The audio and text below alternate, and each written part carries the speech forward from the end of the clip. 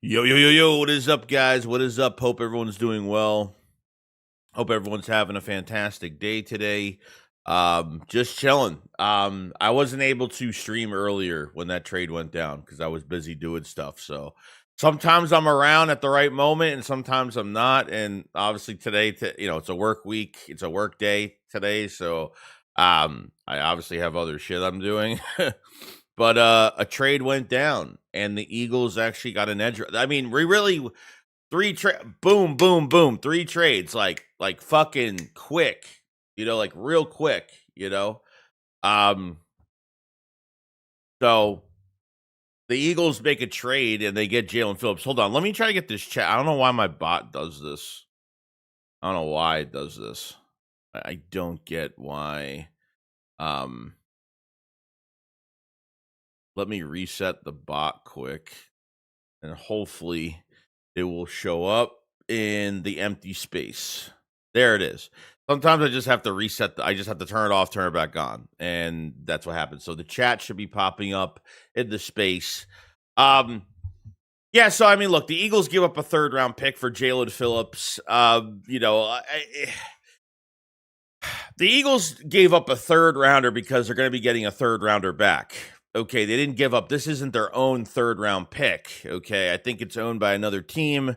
The Eagles are getting their own third round pick from Milton Williams going to the New England Patriots. So they're really going off of a comp pick. Okay, this is why the Eagles go after comp picks so they can make trades like this during the year. Okay, this is why they make these specific type trades.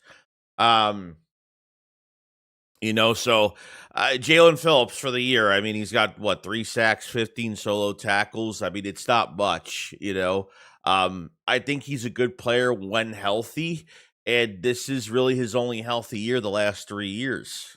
He had an Achilles injury in 23 and an ACL in 24. So, you know what I mean? That's what I'm saying, and I like the move a lot. Like if Jaelan Phillips could stay healthy, yeah. And I feel like we've been saying this with every player. We've been saying this with obviously Jair Alexander. Now you're saying this with now we got Jaelan Phillips. So guy could bend around the edge really well. Guy can get pressure. He's good. He's good. So that's not really even about the sack numbers. Like, is he giving enough pressures throughout the year? So Diana Russini had some things to say about it. It's saying Jaelan Phillips was one of the hottest names on the trade block. Teams, including the 49ers.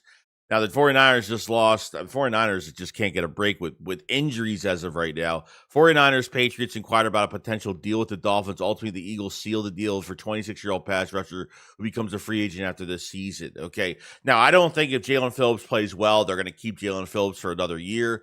But this is a player, and this is the first time this has happened. This is the first time where Vic Fangio actually gets one of his former players in the building. Like, I don't think that's ever happened really since Vic Fangio's been here, getting one of his players in the building and doing this thing. So that's really good, knows how to use him, and there's some familiarity there with some of the players that they have. Now let's go down. Let's see here.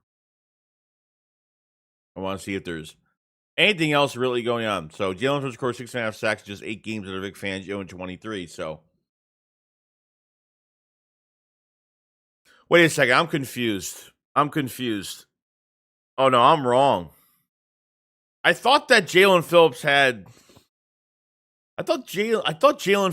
back-to-back season-ending injuries. Am I wrong? I thought he had an Achilles and he had a ACL in back-to-back years. He was out all last year. I know that. I know I'm right about that. But 2 years ago, obviously he played. Or maybe it was the year before 23. I don't know. Because he got hurt twice. I know he got hurt twice. So, all right, let me say hi to everybody in the chat instead of me blabbering my mouth over and over again. What's going on, guys? We got Yeepa, we got Gage. What's going on, buddy? Marquis Scott. Yeah, it's his sacks don't tell the whole story. He's great at creating pressure. That's 100% true, buddy. It is. It is. He had an Achilles. Yeah, he had an Achilles injury. Yeah. So he had an Achilles injury last year. I know he had an ACL though. Hmm. Is that the only injury he's had? Yeah, but it says in 23 he had an ACL. Maybe he did. Maybe he did. I don't know. Maybe he did. Achilles in 23, middle of the season, ACL and start 24. Okay, so all right, I am right. Okay. Okay. Same leg too. Oh shit, that's kind of crazy. Okay. So the Eagles give up a third round pick for next year. Okay. That third round pick is obviously not ours. I forgot who owns that third round pick, but it's not ours. But the Eagles are getting a third round pick when it comes to the compensatory picks. See, this is why so the Eagles get 3 compensatory picks next year. One for Milton Williams, a third rounder, one for Josh Sweat, a fourth rounder, and Mekhi Becton, I think, is going to be one as well. Okay. So those are your three compensatory picks next year, which we're not rewarded these picks until like before the draft, like next off season. So we won't see those for a while. So the Eagles still have 8 picks? They'll have 10 picks by the 10, 11 picks by the time they get their picks back for next year. This is why Howie Roseman does what he does. That's why he lets guys walk. We knew we weren't going to sign Milt. We weren't going to re-sign Josh Sweat. So you get compensatory picks, especially signing guys to the same position. Signing guys to the same position awards you those compensatory picks. So,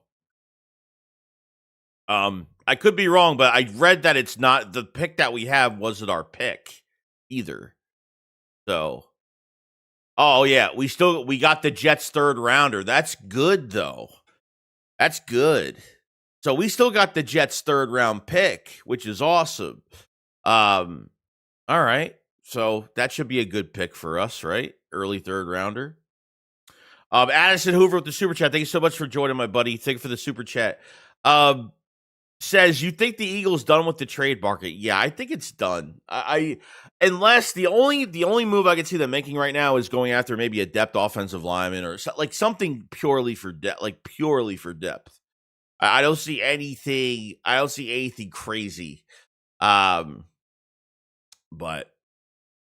let's see. We got Omar Kelly saying, in my opinion, Jaelan Phillips was the top defender in the Dolphins. He wasn't delivering the sacks because he can't finish, but you see it. He was always close. Vic Fangio probably thinks he could teach him how to finish. Yeah.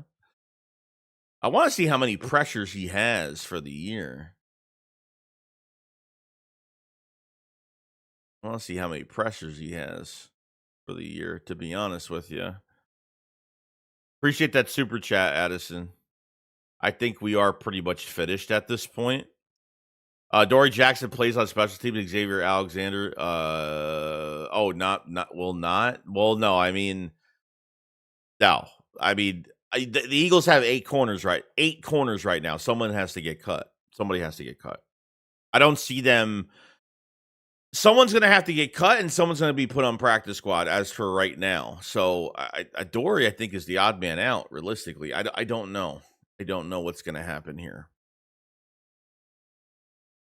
We're sitting pretty, Joey. What's going on, King George? Yeah, we really are, dude. Number 1 seed, guys. The Eagles control their own destiny. Losses to Green Bay, losses to the Detroit Lions. Shout out to Jaden Daniels. That was really fucking horrible last night. Why they kept him in that game that was out of reach, I don't know. I mean, they should have fucking not even had him in there.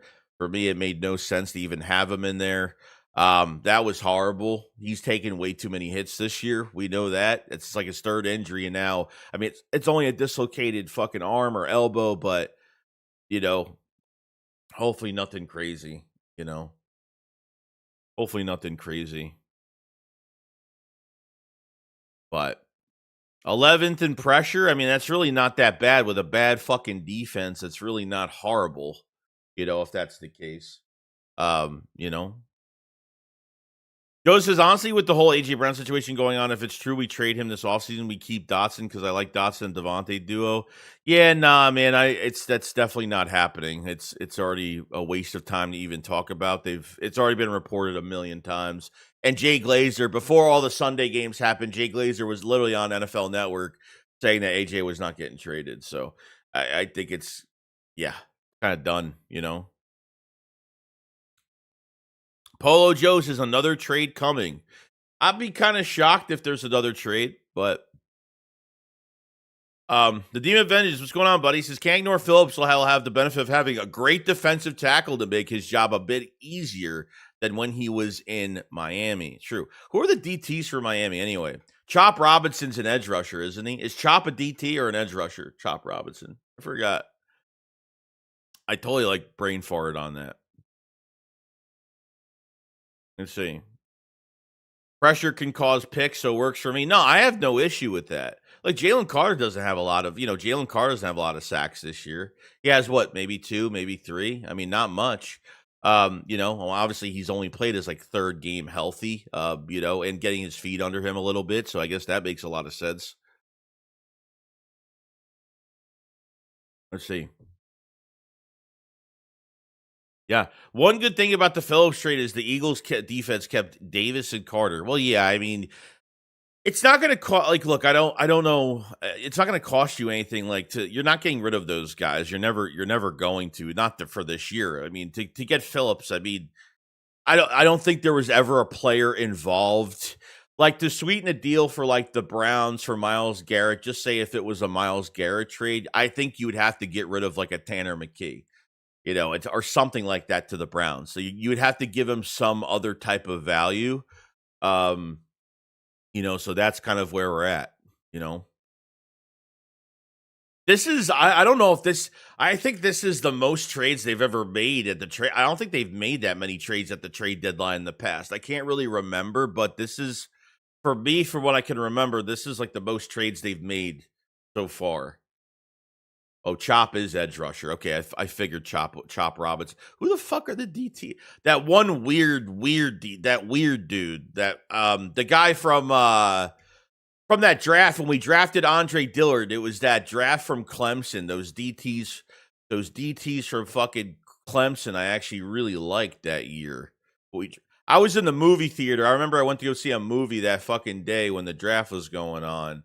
And when we drafted Andre Dillard, that defensive line from Clemson, some of those guys that I really, really liked. One of them was with Miami, I think.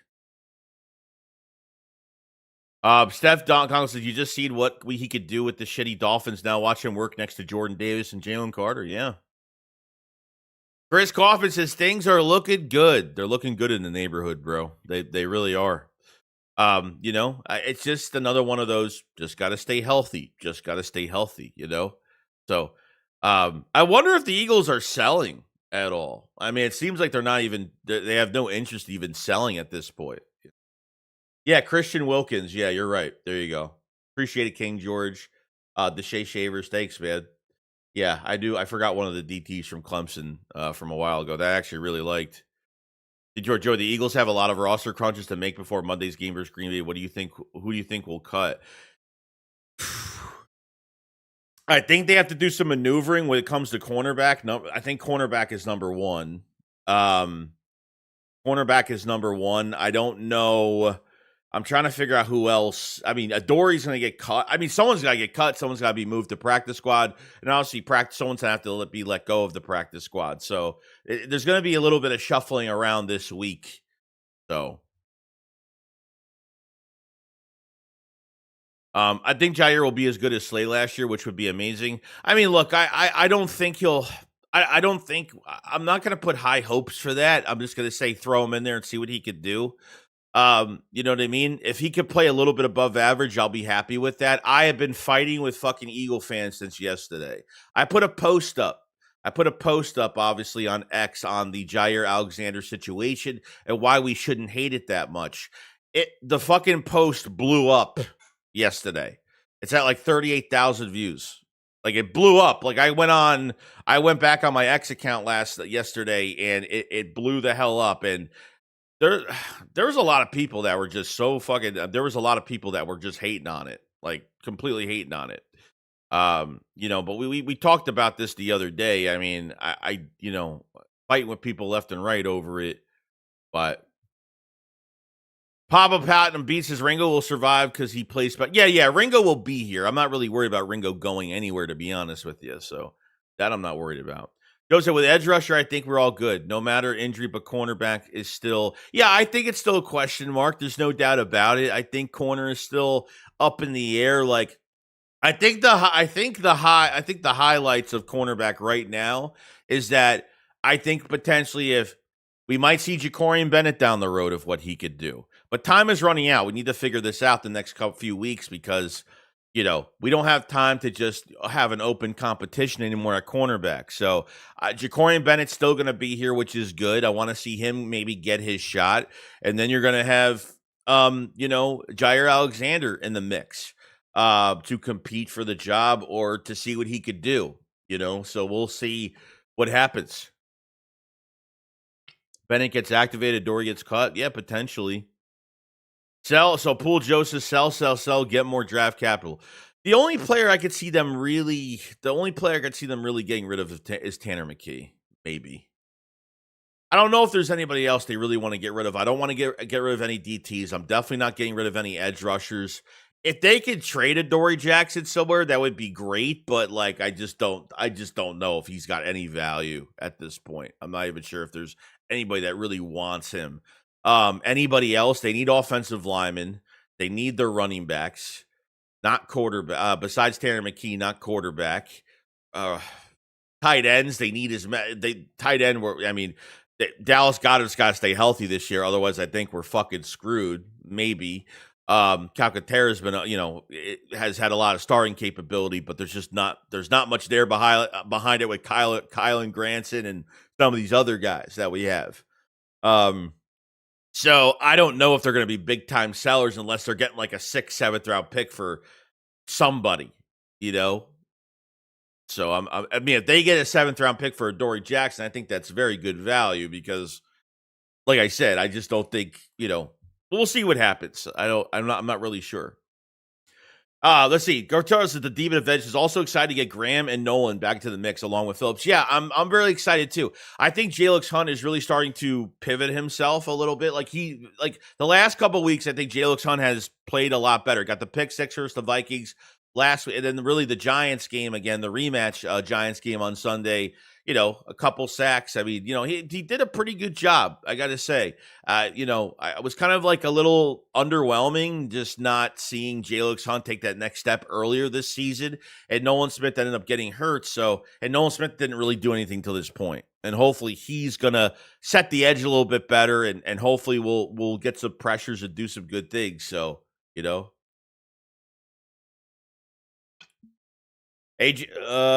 someone got cut? Someone got cut?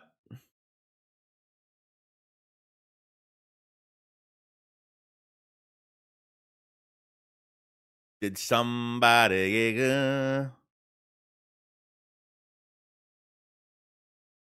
Did somebody get cut?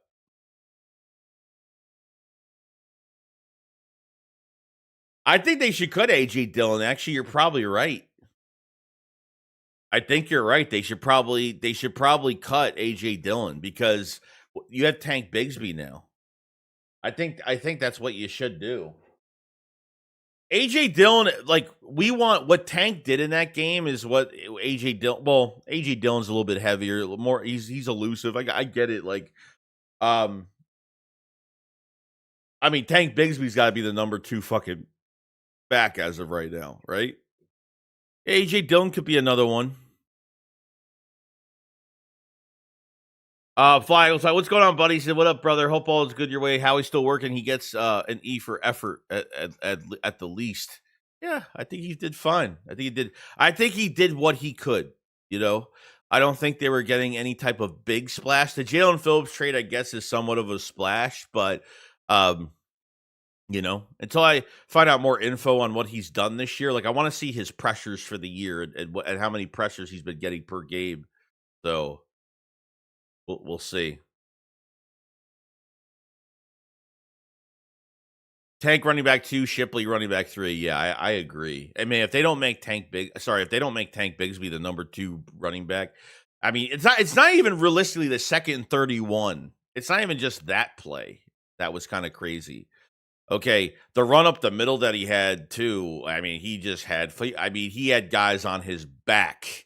And he just kept running his feet and just kept like the fight, it was just there. I've seen Shipley. I think Shipley's good in the passing game, but as a runner, we're not getting that out of him. We've seen enough at this point from Will Shipley. I don't think we're getting too much out of him. Sigmas says, I want AJ Dillon on the practice squad. Yeah, potentially. Yeah, Dillon has been fine. Like, he hasn't, like, his snaps went down a lot. I mean, his snaps went down. He's really not getting a lot of snaps during these games, but when he gets the ball, he shows up. He still gets positive yardage whenever opportunity that he gets. But Tank Bigsby, I mean, that's it. In the beginning, that was a shit trade because you gave up 2 late round picks and they put him on kick returner. And what the fuck, man? Remember, they put Tank Bigsby before the Giants game, the Vikings game, the week before that. Remember, they had Tank Bigsby on a couple runs. I think that's when AJ Dillon was hurt or he was out or something like that. And he had like 2 first downs. He had 1 run to the outside for a first down, and then they really never went back to him ever again. So then AJ Dillon goes down, and look what happens. You know what I mean? Or sorry, Saquon Barkley goes down with the groin injury, and then he kind of takes off after that. Takes off. Mind Design says Tank could have beaten out ETN. A lot of Jags fans thought he'd take the starting role in Jacksonville at some point, just had a fumbling problem. Yeah. And look, when it comes to fumbling issues, I think, you could learn from that, and I think it's something that you could fix. So I think LaShawn McCoy, when he first got here, he had that issue. He had a tiny issue with that, and then he had look at the career that he had. So if they fix that with him, then great. I'm not expecting Tank in the passing game or anything like that, but he's a nice 1-2 punch, man. He's a nice 1-2 punch. I tagged you on Twitter for pressure rate. Oh yeah, LBC. Appreciate it, T-Time. Let me follow you. Oh, I already had this saved. Okay, so Eagles' new edge rusher, Jaelan Phillips, in 25, says 19.3 pass rush rate, win rate, 18.1% pressure percentage. That's really good. These would both currently rank first among all Eagles defensive linemen this year. Yeah, that's really, really good. Yeah, so I mean, shit. Look, 3 sacks, 15 solo tackles for the year for Jaelan Phillips. I mean, I'm actually shocked that the name that's been out there is the name that we actually got. Half the time when we hear a name over and over again for a specific target for the Eagles, it never shows up as it never really shows up as that's the guy we're going to get. I figured that maybe the Eagles would look elsewhere. I don't know if I'm actually shocked the Eagles were giving away a 3rd round pick that obviously is not ours. I thought it was kind of a little steep, but I know they're getting comp picks back. So I know they're getting a comp pick back. They're getting a comp pick back, obviously, for Milton Williams for next year's draft. So I guess it really doesn't hurt them in the end. They're getting a 3rd rounder, a 4th rounder. I forgot what other pick they're getting, but they're getting 3 comp picks next year. So it's not too bad. Not too bad at all. Was a little bit against it, but yeah, so he's had back-to-back Achilles ACL injuries, and then this year he's been healthy. He just has to stay healthy this year. That's all it is, So there is an injury, there is a little bit of worry with this signing or with this trade, but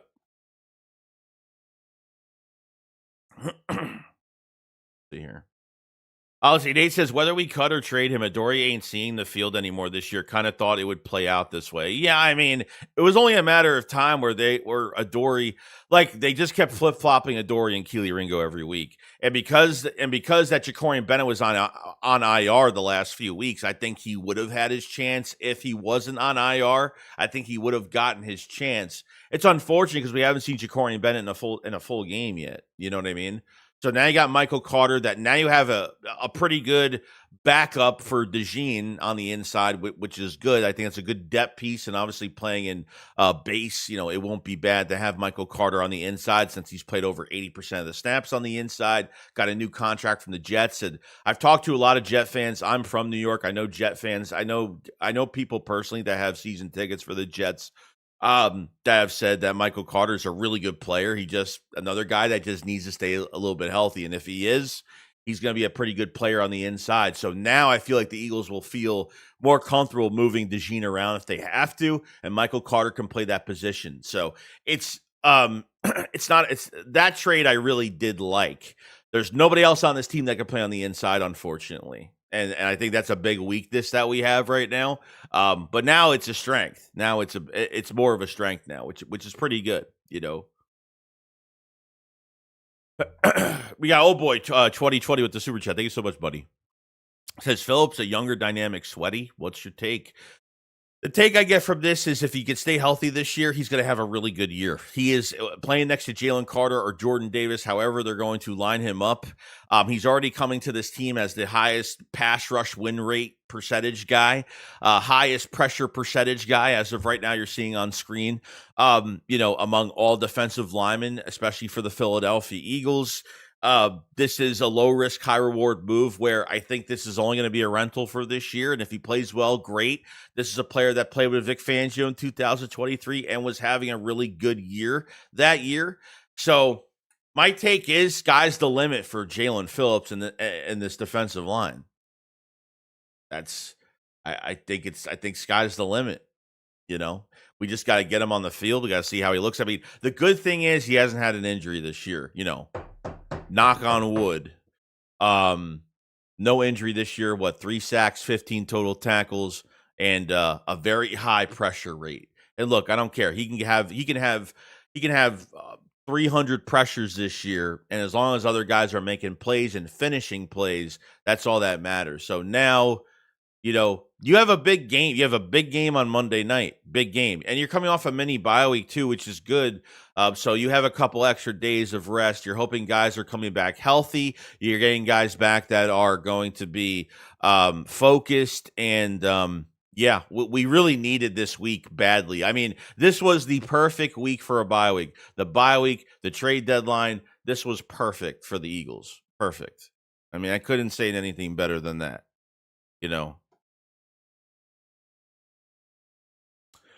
Bog Eagle says, Joey, is Alexander starting versus the Packers? That I don't know. I mean, they have to get him on the field. I'm not sure what they're going to do with him. I mean, they're going to have to flip-flop guys around and see, it's going to be, they have some time this week to learn the defense. They have a little bit of extra time, so it's not a bad week for some of these new guys coming in. So we'll see. We'll see. If we got Garrett, the league would hate Hurts even more and say he was carried by maybe the greatest defense. Yeah, that's fine. I don't even care about any of that, bro.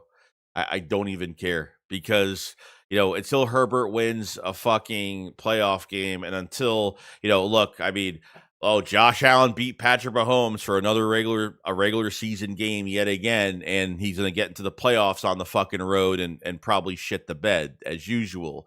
I mean, I'm seeing the same shit every fucking year when it comes to what these guys do in the regular season, and I don't care. You know what I mean? It doesn't matter.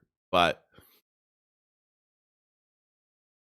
I think he gets a contract if he plays well. I don't know, dude. I mean, look, if he has a really good year, I mean, if Jaelan Phillips has a monster fucking rest of the year with the Eagles, I don't see them forking out a $30+ million contract. I don't think plus 30, plus $40 million. I don't see them doing that as of right now. I don't. Nolan Smith is still a question mark right now.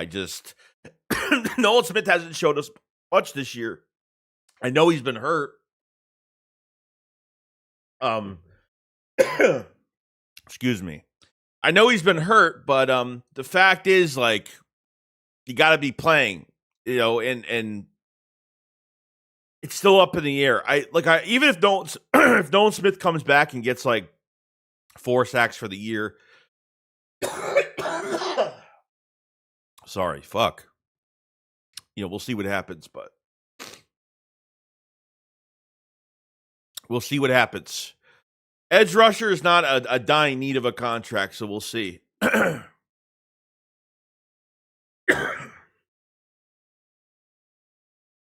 I really like the trade. Our pick was literally going to be at the end of the 3rd round and help us with a pass rotation. Yeah.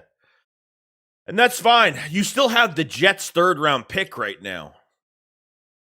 He still got the Jets' 3rd round pick, which is going to be a good pick for the Eagles. Now, getting the comp pick would be great too,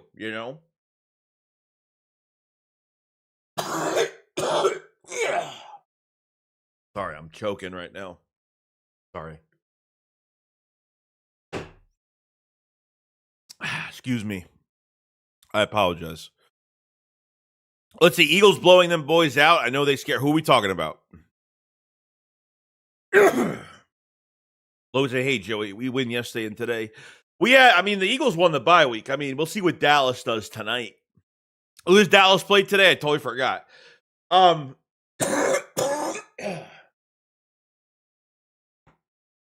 Got something in my fucking throat. Pause. Washington, man, they just, I think the season's over for them. I think the season's over. Hold on, I need to give me like 1 second.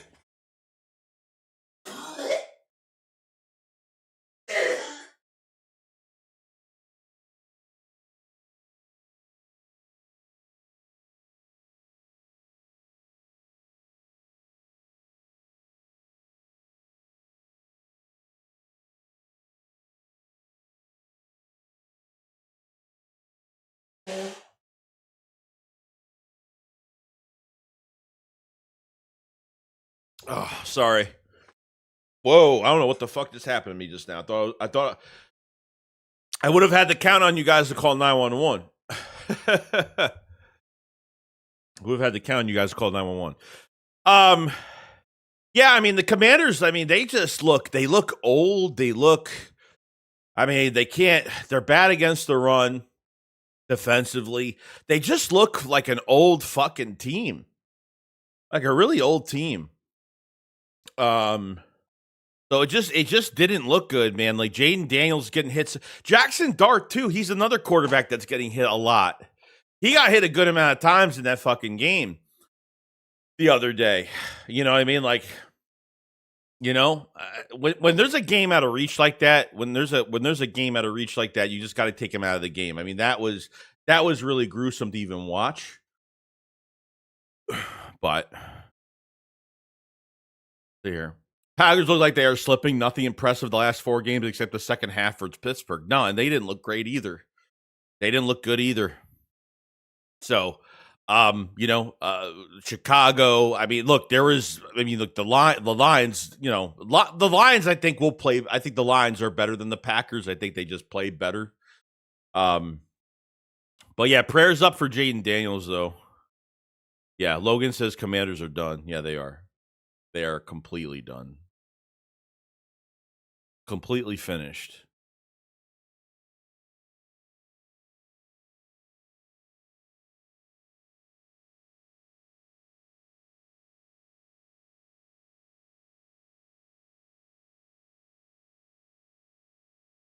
What the hell happened?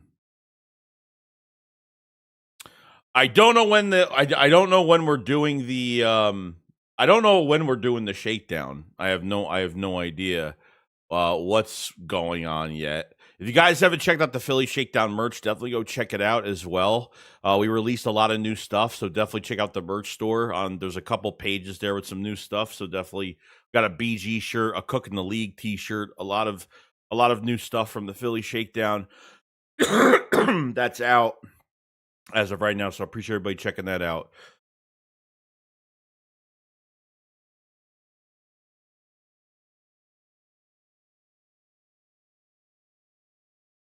Rams in Seattle could be a dark horse in the NFC.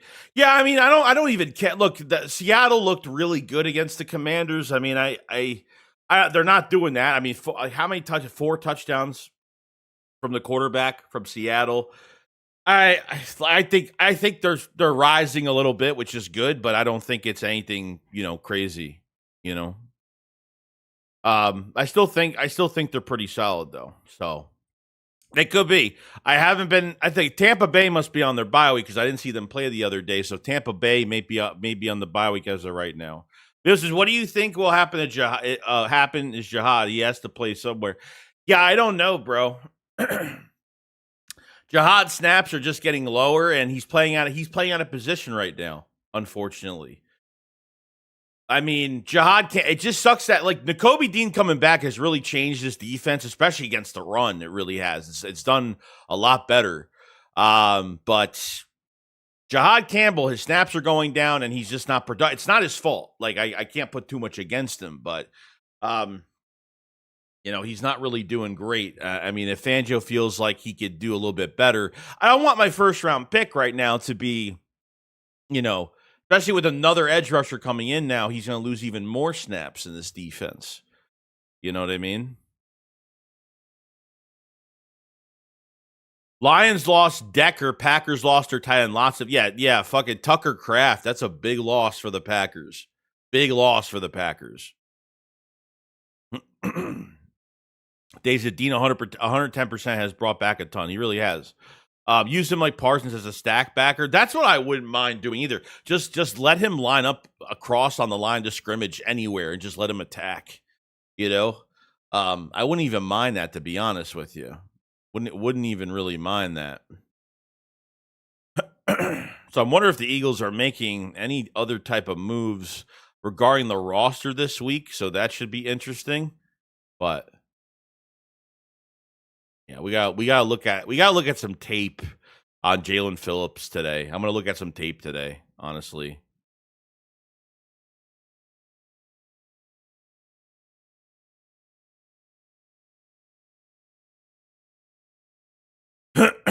We got a super chat for I'm not doing okay right now. Appetizers, Jair and Carter 2. Main course, Jaelan Phillips. What will Chef Howie serve us for dessert at the deadline? Probably another blocking tight end. Yeah, I wouldn't even mind that. If it's something offensively, I wouldn't even mind that, to be honest. Even another guard, another offensive lineman, I think that's well needed. I don't see why not, get more fucking depth at your offensive line. I wouldn't even be against that too much, So I wouldn't be against it. But yeah, it sounds really good. We just got to get these guys on the field and see what they could do. You know what I mean? So defensive line looks really good right now. Having Jair Alexander and Michael Carter here is awesome.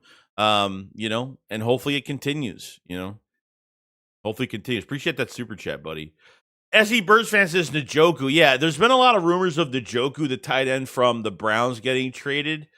I think it's already been reported they're not trading him. I think it's already been reported he's not getting traded. I think a lot of teams have already called the Browns on him already. And Njoku, I like him. He can block. He's a big body. He's a little bit slower than Goddard. He's got good speed for his size. He's very good.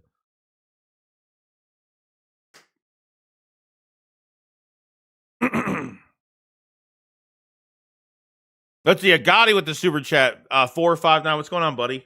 Do you think we'll keep Reed or Sidney? I think no, they're keeping Reed. Sidney Brown over Reed Blankenship? No. They're keeping fucking Reed's getting a contract next year. Reed's getting paid. 100%. Not top safety money, but he's getting paid. Trust me. They want to keep he's a captain for our team. He's he's a locked in piece. He's staying here. 100% definitely.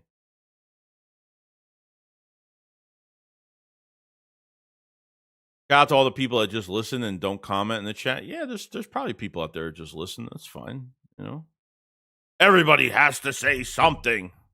No, I don't care. Trust me.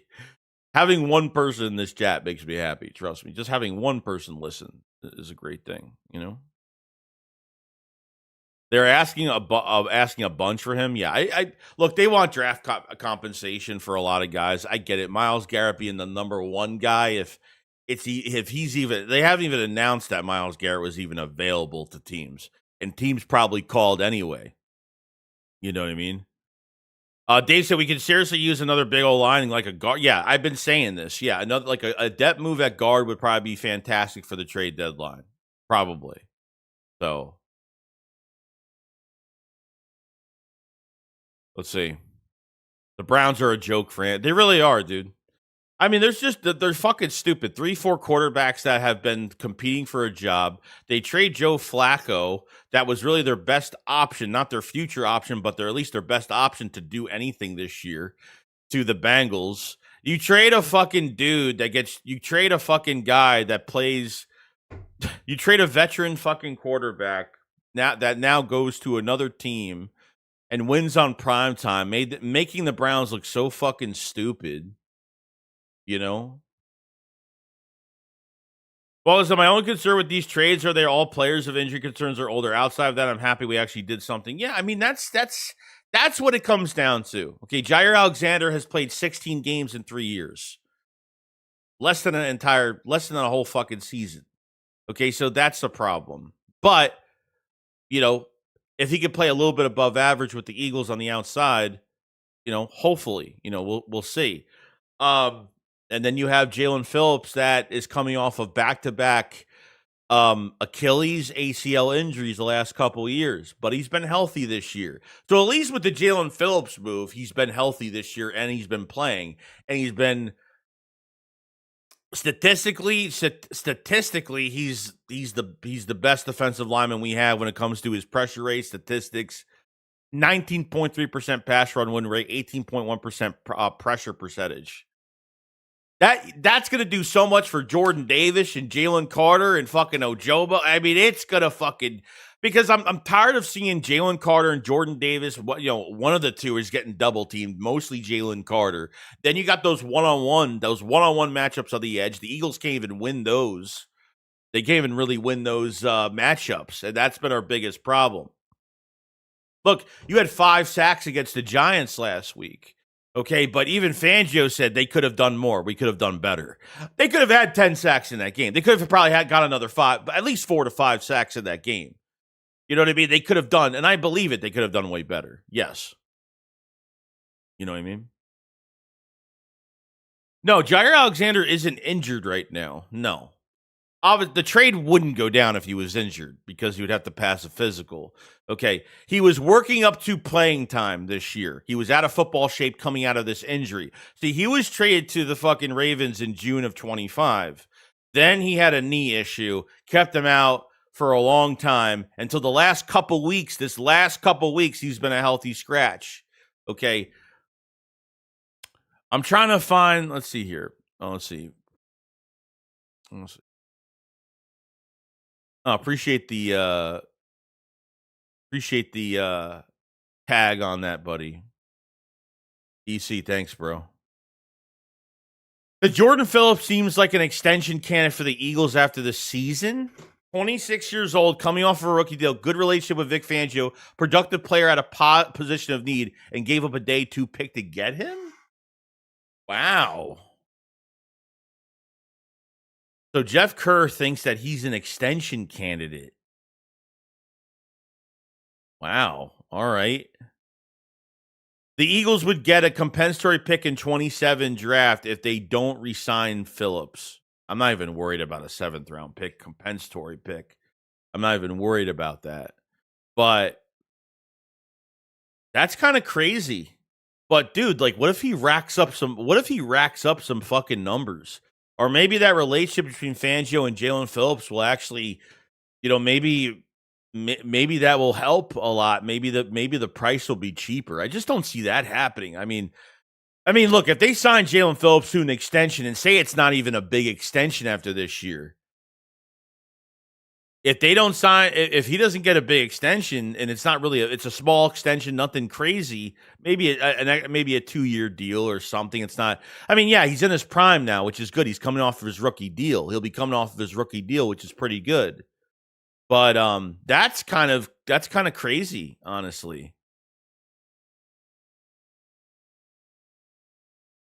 All right, EC sent this too, and this is what the Eagles picks look like as of right now. So the Eagles have, so it says, with the trade down approaching Tuesday, a look at the Eagles draft capital in rounds 1 to 4. They're highly unlikely to move a first or second rounder, but having 3 third-round picks and 2 fourth-round picks gives them really flexibility to make a deal. While Howie can trade a compensatory picks yet, can't trade compensatory picks yet. It's hard to imagine him heading into a draft sitting on 3 third-rounders, so nobody will be surprised if one is flipped for a player in the coming days. So the Eagles had.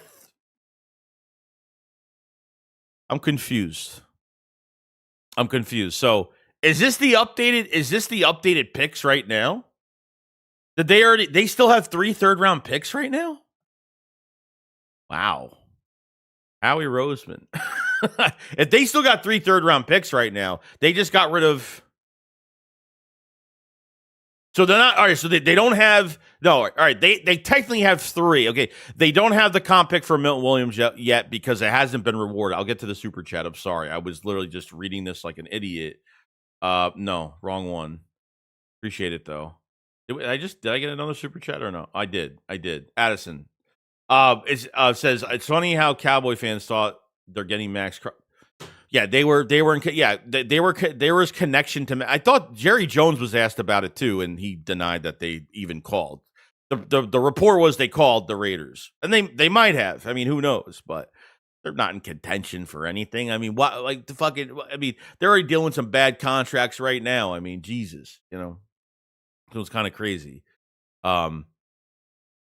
All right, yeah. So they must have got rid of one of these picks. So they got rid of the Eagles' own pick. They got rid of their own pick. So they got rid of their own third. They got rid of their own third-round pick. So they still have the Jets' third-rounder right now, and they're projected to get another one next year for Milton Williams. So, and those comp picks are not rewarded until mostly next year. I mean, it's not bad, dude. I mean, you still got. They could look if they could probably look if they want to flip the third-round pick. If they say, "Hey, we still have another third-round pick. We want to flip to a team right now for another player," they could do that.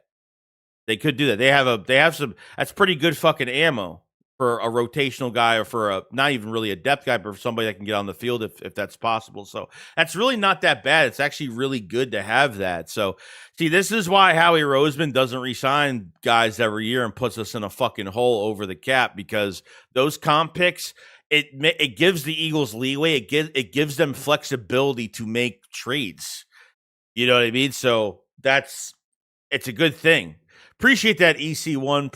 Shout out to him for that. Shout out to him. Let's see. After acquiring Jaelan Phillips, the Eagles are still projected. To have 8 draft picks in 26. A 1, 2, 3, 3. Okay, so they have their own third rounder. They have the Milton Williams compensatory pick, 2 fourths, 2 fifths. That includes potentially receiving 3 compensatory picks for Milton Williams, Josh Sweat, and Mekhi Becton. Yeah, that's pretty good. Pretty damn good. And to kind of make it a little easier, first, second, third is our own. Jets for the Reddick trade. We got the Reddick pick. A 4th rounder, another 4th rounder, and the 4th rounder for Josh Sweat doesn't come till next year. A 5th rounder, and then another 5th rounder. That's the projected one for the Mekhi Becton comp pick. Let's see, 5. That's 8 picks, 5 in the top 137 of next year's draft. Milton's monster deal still baking us another 3rd. Phillip and Jair and Carter in 72 hours, rent-free in NFC's nightmare. Yeah, that's crazy math, bro. That's crazy math. That's really fucking good, honestly. That's amazing. So from what it looks like, I mean,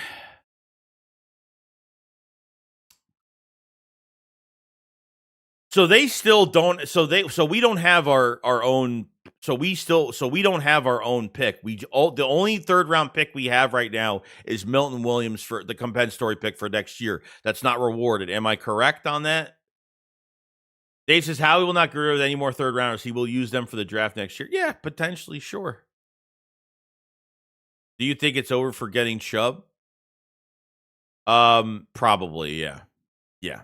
I think that ship has sailed. I thought Chubb would be a little bit of a, obviously Jaelan Phillips, I think, is the better talent. Chubb, I think, is a good veteran talent. He's a little bit older at 28, 29 years old right now. Relatively still young in his prime. So, okay, so we only have the Jets' third round pick. That's it. That's all we have. Okay. Thank you, K. Robinson. Thank you so much. Okay, we still have that pick, which is good. Which is good. I'm just trying to figure it out. That's all. I haven't thought about I haven't really before the trade deadline was going on. Like, I haven't even thought about I haven't looked at the draft picks in so damn long. It's been a long time. So we have a comp pick third and the Jets third, which will be like a late second round pick. Yes. Correct. Right now we have the Jets third round pick, and then we'll be rewarded the Milton Williams comp pick next year. Okay, I got you. We have 2/3 left. Yes. Okay. I'm very bad with math and remembering shit. So this is where I'm at. EC is just tagging me in a lot of things. So we have Jaelan Phillips has generated pressure of 18.7% this season, 8th highest among players with 100+ pass rush opportunities.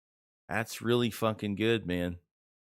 Really good. That makes him pretty much the best defensive lineman that we have right now. And we really need him to stay healthy this year. Please, for the love of God, stay healthy. Yes, you're correct, Scott. We'll have a total of 2 third-round picks with Milt's third-round comp. Yes. Yeah, the Jets' third-round pick will be a high pick, which is great. So he was able to keep that pick, get rid of our third-rounder, which isn't bad. You know what I mean? So the Jets just got to keep losing, and we'll have a high third-rounder. It's that's a big value pick for trade. It's a big value pick for trade, 100%. So it really is. Digger says they technically only have one tradable third now. Yeah. I wouldn't trade that to be no. I mean, honestly, I'm kind of done. Unless they trade something, unless they trade for a pick next year or the year after that for a depth offensive lineman. I think the Eagles are done. I wouldn't go. I think we were really looking at 2 spots right now. 2 spots we were looking at. We were looking at edge rusher, CB2, and the Eagles got 3 players for both. The Eagles got 3 players, which is good. I don't think, we'll see. We'll see how it goes, but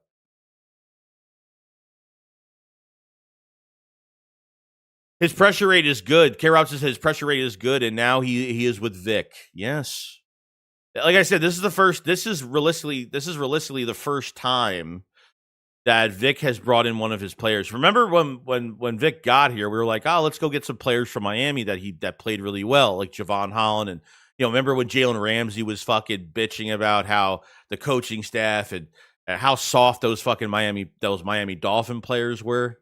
Yeah, not happening anymore. Definitely not happening anymore. Now we get Darnell Washington from the Steelers. I would love Darnell Washington.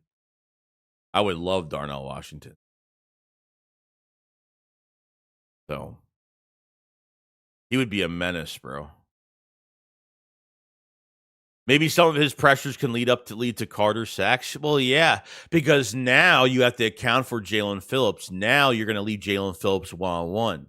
So now offenses have to pick their fucking poison now on some of their blocking schemes.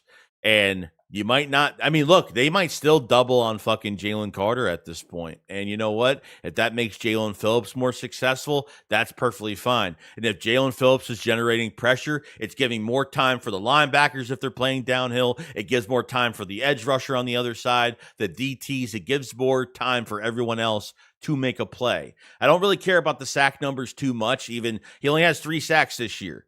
You know what I mean? But who do you know what I mean? Miami, obviously their defense isn't playing that well, So got to take things into account with that too. But it's a good trade. I thought a third round pick was steep, but this is a late third rounder that they're giving up. They didn't give up their best third round pick, which now it makes it seem a lot better, So if this trade has been in the books, this trade has been on the table the last few weeks. Now appreciate EC1 for another. So let's see. Yeah, look at this. Eagles are taking on just over $500,000 of the money Jaelan Phillips is owed this year. Dolphins are eating the other $6 million. What the fuck? Bro, how did he get away with that? Appreciate it, Lord. I appreciate it, buddy. I appreciate it. Yeah, I'm going to check some stuff out with him today. But I'm going to definitely check some stuff out with him today. No doubt. Bro, they literally made the Dolphins eat the other $6 million of his fucking contract. That's wow. That's insane, bro. Appreciate EC for all the tags, by the way. It's really helping. Howie's got to have his own Jeff Epstein blackmailing other GMs. They ended up getting a good player, and they ended up making Miami eat up $6 million, and the Eagles are only paying a little over $500,000 of his. Jesus, dude. That's just Howie Roseman. G. Brown says Howie is too damn good at his job. First class GM. Fucking A, dude. Fucking A. How does Howie convince people to do this? I don't know. I honestly figured he would have costed a few $1 million. I mean, that's what I figured, right? $500,000. That's it. A little over 500,000. Wow. Big Stars, bro, having a Dolphins eat $6 million is diabolical. Yeah, it really is. Howie getting banned by Goodell. Yeah. Guys, if you haven't joined the Discord server, definitely join up. I have an official Discord server where it's all my subscribers, all my supporters. We all come in to a conversation on the Eagles, and we talk in the chat. We're going to be doing some vid chats soon. I haven't got a chance to do that, but definitely check it out. And check out all the Philly Shakedown podcast merch as well. All the links in the chat, by the way. Appreciate it, Lord, very much, buddy.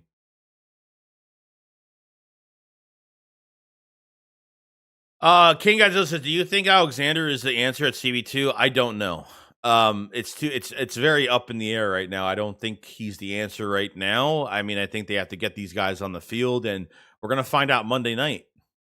We're gonna find out Monday night if he's gonna get his opportunity. So whether it's Jacorian Bennett or Jair Alexander, this trade for fucking Jaelan Phillips was a very good fucking trade on all fronts. The Eagles gave up their own third rounder over the Jets' third rounder. They literally got Jaelan Phillips off the book $6 million. The Miami Dolphins are paying $6 million, only paying $500,000, a little over $500,000 for Jaelan Phillips this year. I'm shocked. Like, I figured, like, hey, they gave up a third rounder. They're going to have to pay him the rest of his contract. I knew it was going to be, I knew that the rest of his contract was probably under 10 million, but Jesus. I mean, that's crazy. That's crazy stuff. But as for the answer for that position, I don't think we have it yet. You know what I mean? Too early to tell. That says, wow, love Howie, go Birds. Yeah, it was good fucking trade. I mean, it's a good trade. Repeat on the way, we got Chubb as well. Yeah, imagine if they got another edge rusher. That'd be funny. If they got another edge rusher, like Jahad Campbell would just be a backup. Jahad Campbell would not even play at this point. You know what I mean? You know? All right, so the 26 projected Eagles draft picks. Just to make sure we're good here. All right, we have 26 and 27. So round one, round two, we have our own. Round 3, Jets. Round 3, compensatory. Okay, so We have the compensatory for round 3 for Milton Williams. Round 4, our own. Round 4 compensatory, that's Josh Sweat. Round 5 to be determined, depends on conditions. Yeah, I think the round 5 is fucking Bryce Huff, right? Bryce Huff is hurt. He has 4 sacks. He needs 8 sacks for us to get the fucking the 5th round pick. I think I forgot. I forgot the Bryce Huff trade to the to the 49ers. I know the Eagles get a pick for that, which isn't bad either. I forgot about that. And round 5 compensatory. So the one for Mekhi Becton is there as well. 27 projected draft picks. Okay, round 1, round 2, round 3, 4, 5. Round 6 to be determined. Round 7, they have a pick for the Jets. Round 7, Ravens.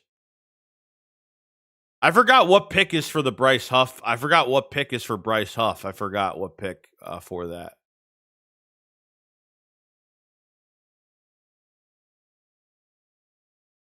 Okay.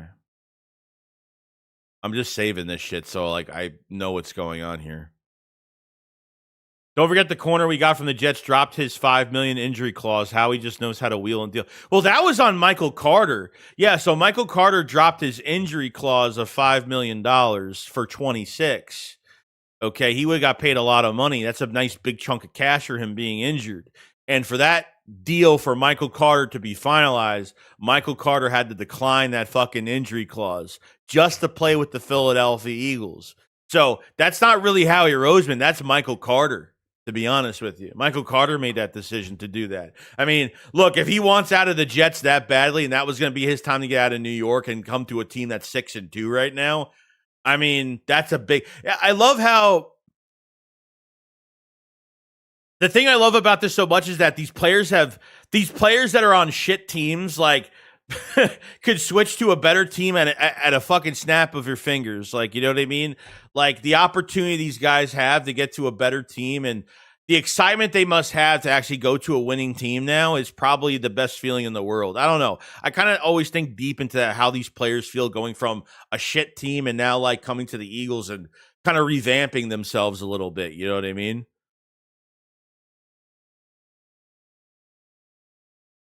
But that's really fucking good though. So Jaelan Phillips has good off the field impact. Good luck to Jaelan Phillips, nominated on multiple occasions for Dolphins Good Guy Finals. Jaelan, who started the Jaelan Phillips Foundation, is committed to volunteering in the community. That's great. That's good.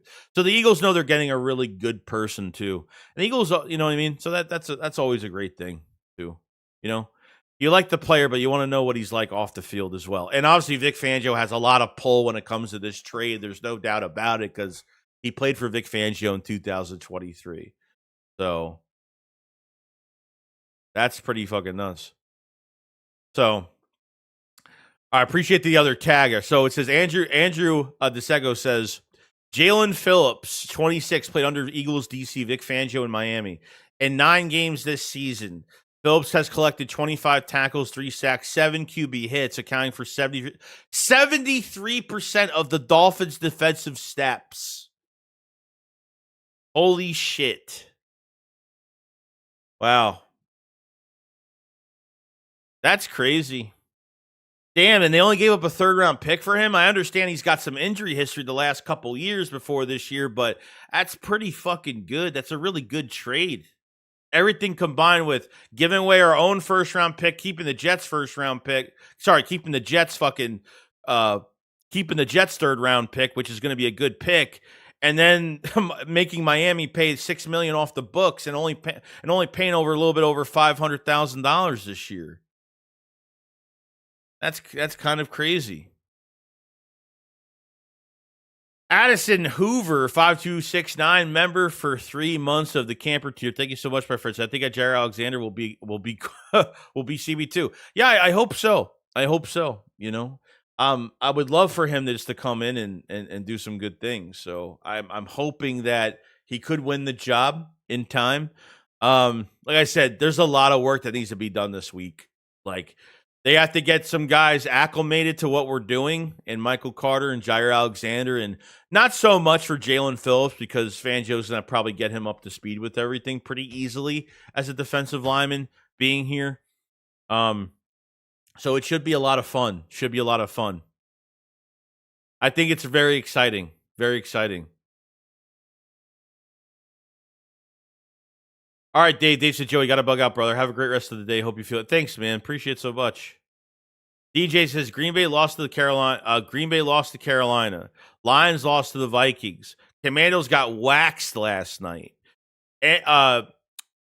New Jersey Giants lost. G-Nats lost. When the Couch Girls lose tonight, this will be the greatest bye week in Eagles history. You're probably fucking right. You're probably right. Who the Cowboys play today? Who the Cowboys play today?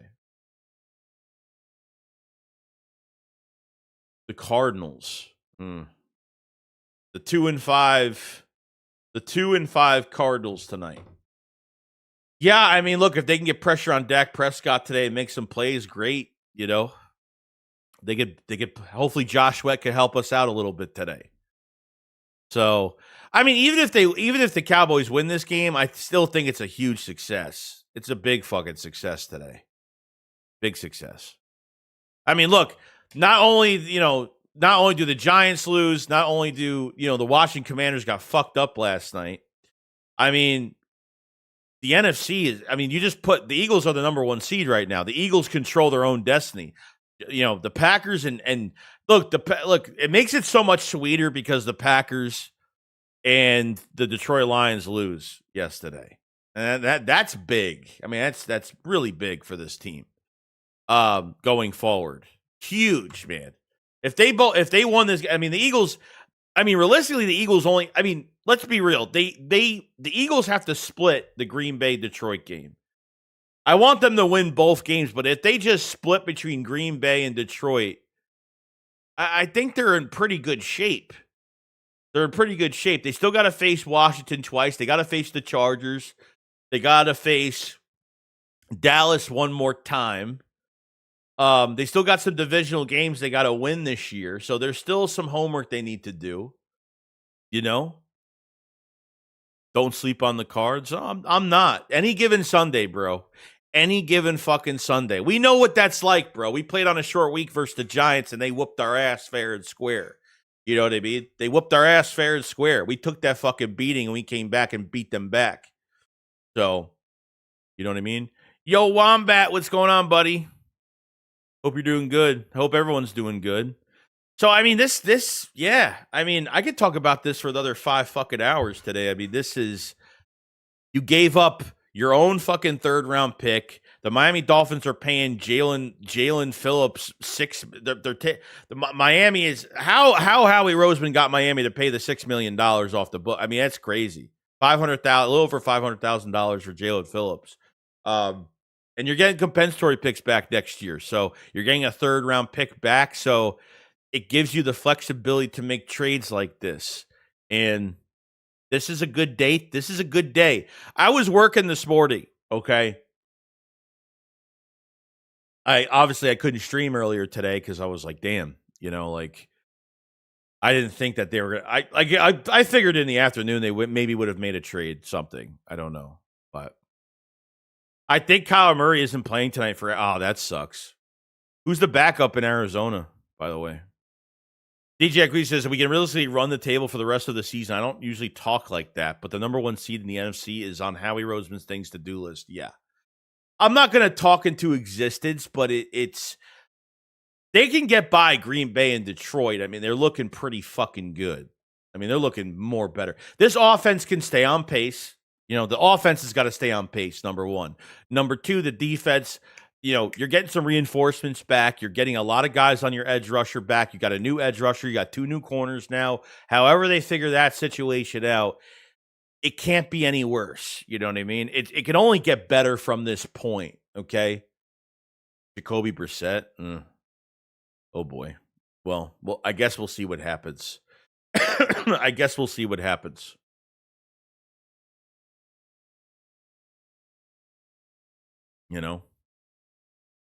How we got to be an ex-mafia boss. Yeah. President, even if we don't get the 1 seed, this team is still good enough to go into any field and beat any team. Yeah, I don't really worry about this team playing on the road either. We got really lucky last year because if Detroit beat Washington in the playoffs, we would have had to go to fucking Detroit. But Washington beats Detroit, and then we pretty much had home field advantage the rest of the way as the number 2 seed. So we got really lucky in that regard for home field advantage, which was good. So even if they don't get it this year, yeah, you want playoff games in Philadelphia. You do. You want playoff game. You want a snow game in Philadelphia. The Eagles can play in all those conditions. You do not want to play. A lot of these teams have these, obviously if you're playing inside in a dome in the playoffs, I mean, you're playing to the strength of that team. You're going to that dome, to that place. You want to play outside in the cold weather. You want to play where the Eagles are other teams are going to struggle playing in Philadelphia for all the weather conditions and those specific reasons, So we'll see. He was amazing when he did just contracts. Yeah. He used to be just a contract guy, and that was really it. And then we would stumble on free agency hits. We would stumble on. We're talking a while back now. We would stumble on obviously a lot of other things. Do you see Jaden Daniels' injury? That looked. Yeah, it was bad, dude. That was horrible. I don't know. You're down 30 something points at that moment, and you still have him in the game. I don't get it. I don't get it. So, you don't want to see that happen to anybody. What happened to fucking Scatterboo was fucking horrible. What happened to Jaden Daniels was fucking horrible. Just horrible. We won the bye week without having to play. It is true. Wombat says that Daniels injury was gruesome. He done that. He's done for the year. Yeah, I mean, it's dislocated, which I'm even more shocked. Has it been reported as a dislocation or is it a break? I think it's a dislocation. So he got lucky. He got real lucky there. Real lucky at that moment. So let's see. It says a 3rd-round pick for Jaelan Phillips, who has an expiring contract, is a phenomenal trade. You get immediately the best you could have gotten as a compensatory pick if he left you, and you could still re-sign him in the offseason unless Eagles have worked out a deal. Yeah, that'd be great. But so far, I mean, Howie Roseman hasn't. I think we all know this by now that Howie Roseman will not give out extensions during the year because he doesn't want to. He said this during the Super Bowl meetings last year. Remember, he was talking about, he doesn't really give out those extensions during the year because he thinks it's more of a distraction for players that potentially need contracts. So I don't think we're going to have any extensions. As soon as the season's over with, obviously, and hopefully we're holding that fucking trophy for a 3rd time, that's when then the Eagles will get back to work and do their thing. Okay. You know what I mean? So obviously it's more of a next year type of thing where Jalen Carter most likely is going to get paid. Nolan Smith is a question mark. I mean, Nakobe Dean at this point, if he's playing the way he's playing right now, I mean, I didn't think Nakobe Dean was even going to look with the sample size that Nakobe Dean's had the last couple of weeks coming off this patellar tendon injury. He's actually looked pretty damn good. You know what I mean? Actually, I mean, Lions still didn't beat the Commanders that year. A1 trap and take that shit over is kind of something we do. No, it is somewhat truthful. Yeah, dislocated. Yeah, it's not his throwing arm either. No, not his throwing arm. So that's a good thing. But still, I mean, you still can't. Even if it's not his throwing arm, you still can't play. It is what it is. I'm only concerned about all the money we're going to pay to keep Nakobe now. We need to do, and that's obviously superior in run defense. Jihad either going to be at the end, be an end, or Nakobe backup. I don't know. Like, if Jihad Campbell doesn't do anything the rest of this year at edge rusher, they're gonna not saying they're gonna ruin him, but they're gonna waste a lot of time with him. Like, he's a 1st-round pick that's got to be.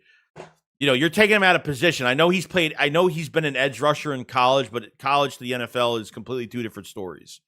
Okay. And he's not really doing too much since Nakobe came back. Nakobe Dean, if he, I don't. Nakobe Dean has a good year this year.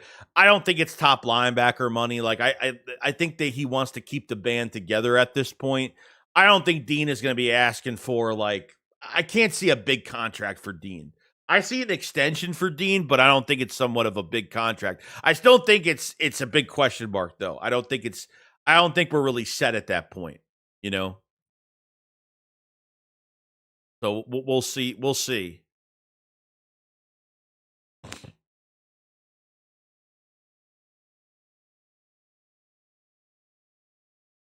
Yeah, I mean this is a good fucking trade. So like originally the report was the Miami Dolphins wanted a third.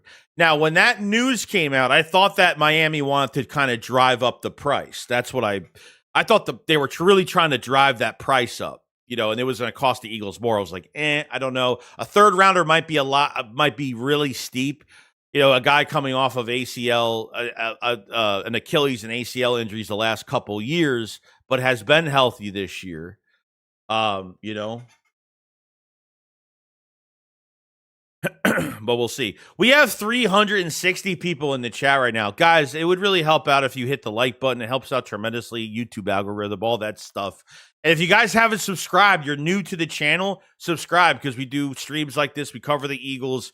I streamed a lot more this week because of the trade deadline, and I don't know if you guys like the streams. I don't know. Join the Discord. Everything is in the live chat right now. All the links for the Philly Shakedown merch, all of that stuff. If you want to support the Philly Shakedown directly, Philly 500 and myself, go buy a t-shirt because it helps us out tremendously. We got a lot more stuff coming in the next few weeks. It's going to get kind of crazy, especially for the holiday season. We're going to have a big sale for a lot of the Philly Shakedown podcast merch as well. So definitely check out all that. Appreciate so much from everybody. But speaking of contracts, do we keep Reed? Yes, I believe we do. Yes. He's a captain for this team. He is the glue of this defense. I think they keep him. Yes. Like I said, I don't think Nakobe's going to cost much, and I don't think Reed's going to cost much. I think Howie is gonna do well. So I think we'll be good.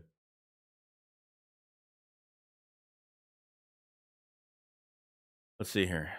Joey is good shit, better than the other negative Nancy's out there. Well, it's not I'm negative. It's more of like I'm a realist when it comes to this team, and like I don't follow the trend of what everybody says half the time, So Mohammed says that's Daniel's third injury this year. Ankle, hamstring, and now elbow. Yeah, dude. Third of the year. So Arden Key, my last move. I don't think they get another edge rusher, bro. Yeah, I heard there was rumors about Arden Key, but it was very fade rumors. It was very light rumors. The edge rusher for Tennessee. Yeah. Dotson, not a waste. Mechie was a waste of assets. Yeah, probably. I mean, Mechie was the number 5 receiver, so they weren't really doing much with him, unfortunately.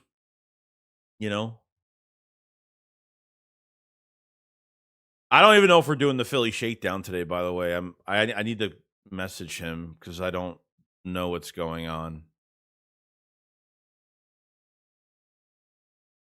Clyde says, agreed, Campbell is a much better suited Mike linebacker. His strength and tackling is great when everything is right in front of him. Yeah. Now getting Jaelan Phillips in the building now, I mean, just for these linebackers, just say they do play downhill. I mean, it's going to be fucking great. Especially against the run, we should be so much better now. So much better. Campbell needs to keep playing. Yeah, he does. Look, I'm praying to God. I'm praying to God. I'm praying to God that Campbell shows up. And it's not his fault if he doesn't. I mean, this is on Vic that put him in another position. I mean, I can't even. Campbell has become one of the best coverage linebackers. He's almost on Fred Warner type fucking. He's almost on that Fred Warner type level. No joke. Like, there was like this chart of coverage linebackers. There was a bunch of, the names more to the middle of the chart were average to below average. The outside of the chart were like a little bit above average. And then the way outside of the chart were like the best. the last 100 snaps for linebackers, and Vaughn and Jihad were like right next to each other almost on the outside of the chart, and Fred Warner was on the outside of the chart. So I just don't want to take away our first round pick in Jihad Campbell from something that he's good at. They put him somewhere else and he doesn't do anything the rest of the year. That's what kind of worries me. Oh, nice. Dolphins fan fucking hates this. I hate this so much. Well, I don't get why, like, at this point, it's like, I probably can get, I could probably guess why there's Dolphins fans pissed off because, look, it's not like Jaelan Phillips is 30, 31 years old, then you probably wouldn't give a shit too much. He's 26 years old, in his prime, last year of his deal. And now from Jeff Kerr, okay, this was said, I'm trying to find the tweet. Where is it? It says Jaelan Phillips seems like an extension candidate for the Eagles after the season. 26 years old, coming off of a rookie deal. Good relationship with Vic Fangio. Productive player at a position of need. It gave up a day 2 pick to get him. Yeah, I mean, look, like, imagine if like Jaelan Phillips actually gets a contract in Philadelphia. I mean, I don't know what to expect. If he has a good year, like, I feel like they're just renting him for the year. Like, that's pretty much when they were going after an edge rusher for the trade deadline. I didn't say to myself, "Oh yeah, they're looking to find a guy right now that's going to get an extension with the Eagles." I never thought that. So if Jaelan Phillips ends up getting a contract for the Eagles, okay, and who knows, maybe there'll be some type of discount. I don't know. Like, I just don't see them paying $30+ million for an edge rusher right now. After this year, I just don't see it happening. I mean, maybe I'm wrong. Maybe he can work out the contract in some way. I know Jalen Hurts. I know with Jalen Hurts, they're gonna have to. And that's gonna be easy. They're gonna have to extend Jalen Hurts at some point, probably next year. I think he's due like $51 million. I think he's like 51 against the cap or something like that. It's a lot. It's a big hit, but those are easy. You just extend and boom, you save money. Boom, you're done. I mean, it's an easy extension.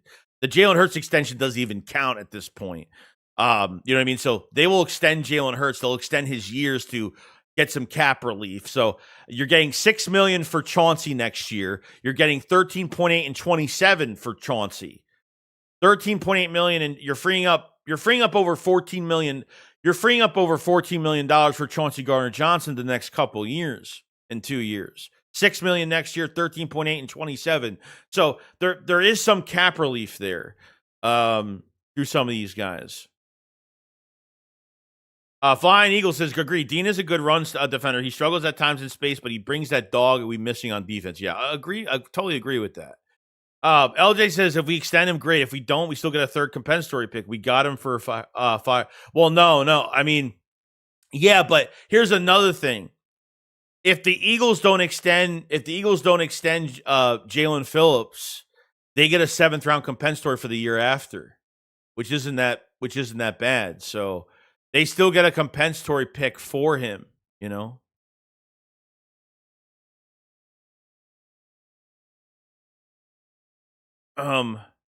Let's see. Not just Campbell, but Makuba and Ringo too. Reed Blankenship has been the QB of the defense for all the inexperienced players. He's been calling he's been making the calls back there. Even Vic Fangio did say that, you know, Reed playing next to a rookie, something that he has to deal with, and he's making a lot of the back end decisions. So Makuba's just got to get better, and we're hoping he just gets better.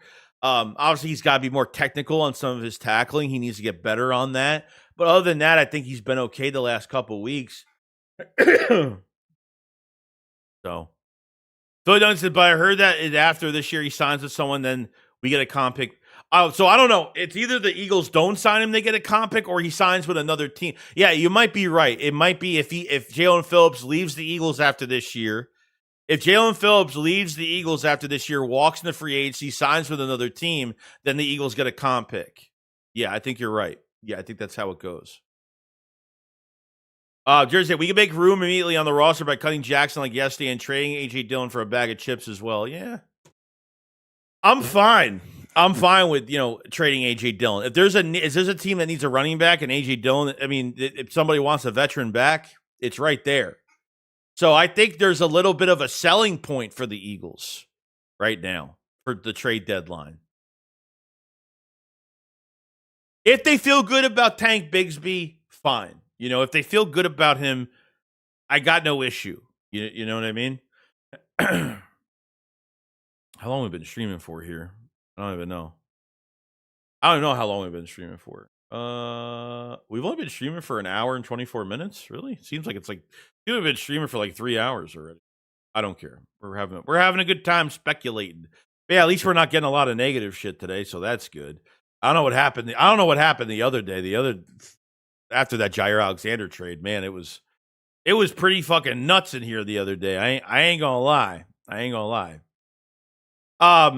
Sarah says if he's one of the top paid free agents, that they get a third. All depends on what he gets. Yeah, you're probably right. Yeah, the comp pick formula resets in the offseason, so Phillips does against next year as far as that goes. So it'll be for 27 most likely. This team is constant pressure away from being back where before we was last year. No, we are. I mean, really, all we were trying to do this year is this. Like, the offense has got to get back on task, and I think the last couple of weeks that they've been way better than they have been, which is really good. You know what I mean? They have been back. They have been doing their thing, which is an awesome thing. So the offense got to get back on their task, and the defense is how do I say this? The defense has bailed out our offense at least 6 games this year. I would say 5 to 6 games. They have really bailed our offense out. So now getting more for the trade deadline, it's going to be, it's going to be interesting. Michael says Eagles got trade relationships. Michael Carter was drafted by Joe Douglas. Jair Alexander was coached by Christian Parker. Correct.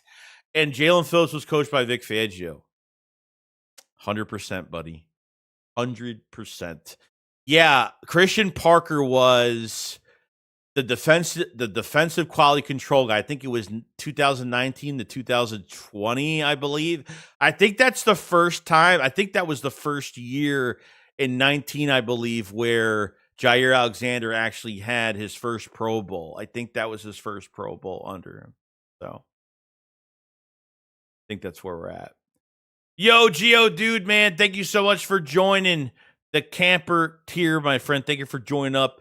Admission into camp, ready to go, and appreciate the support, buddy. Appreciate it so much, dude. It means a whole lot to become a member. So, appreciate it, buddy.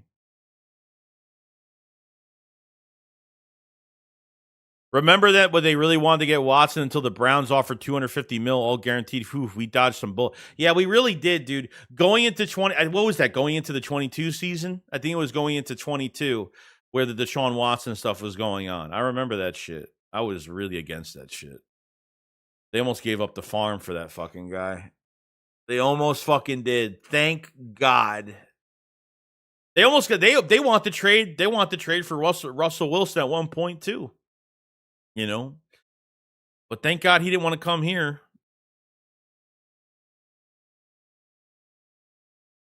Paul Joe says more trades for more draft capital to make more trades around the draft. Yeah. So AJ Dillon could be a big, a big trade chip, which isn't bad. Adoree Jackson could be a trade chip as well. So we'll see.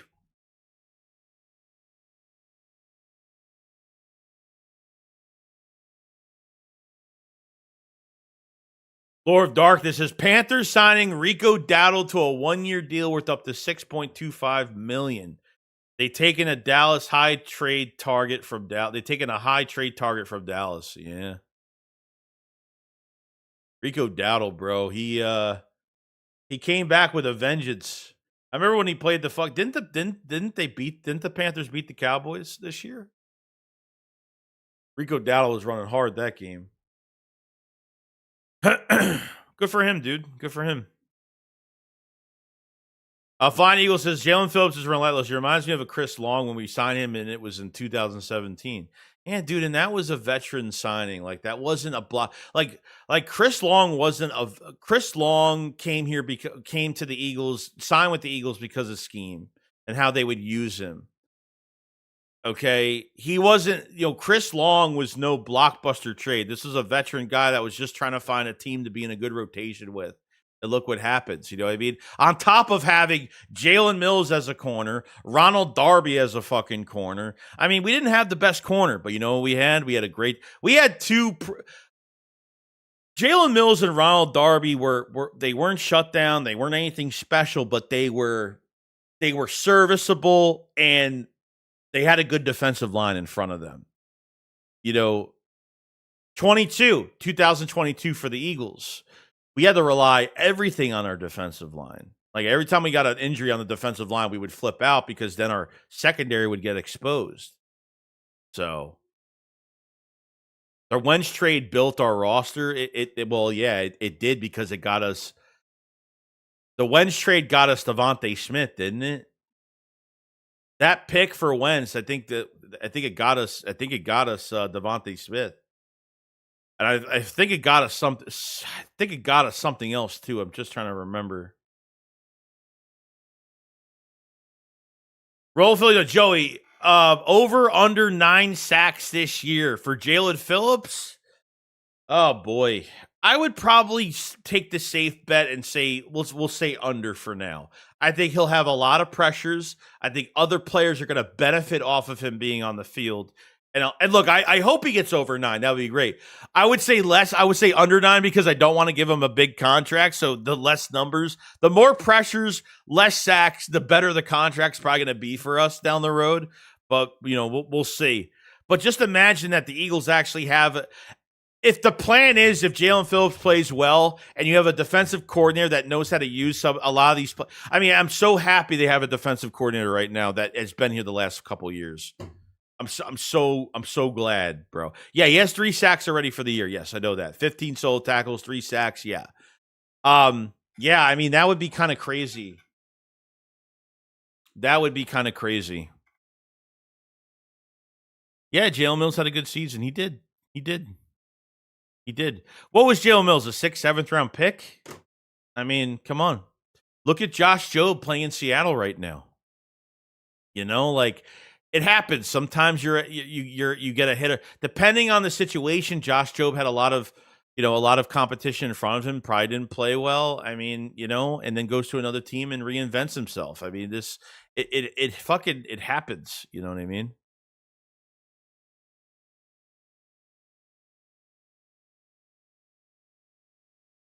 MT says, get those likes up for Joey, bringing the news and insights to my early morning. I appreciate it too, MT Shark. Yeah, guys haven't hit the like button. I appreciate it, man. And you haven't subscribed. Cover the Eagles every day, all year round.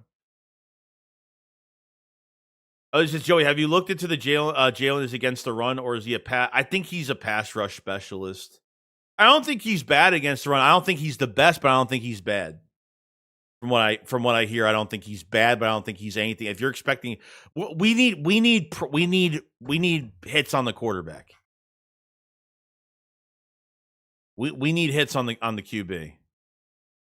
Yeah, and there's more news coming out from Miami. Here we go. That Dolphins are open to trading Minkah Fitzpatrick. They're not getting a safety. We're not starting this conversation now about a fucking safety. So if anybody wants to talk about a safety.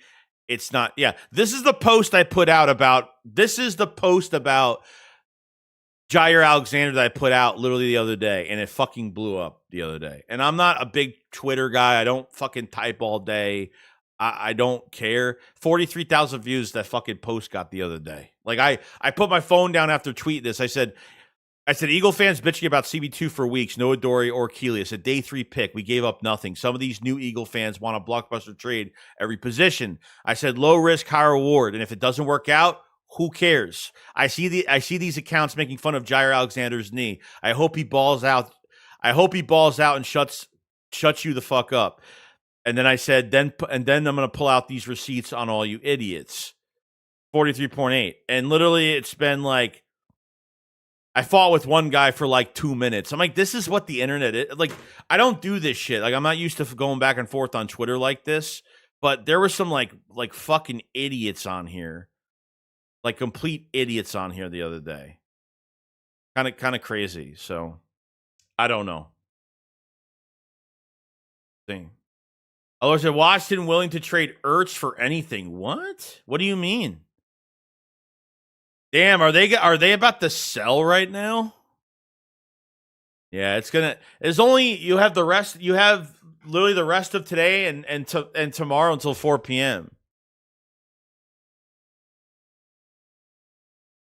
Yeah, Minka Fitzpatrick is available now. Miami already traded Jaelan Phillips to the Eagles on Monday morning for a 3rd-round pick. Yeah. Yeah, buddy. Yeah, buddy. There it is. There it is.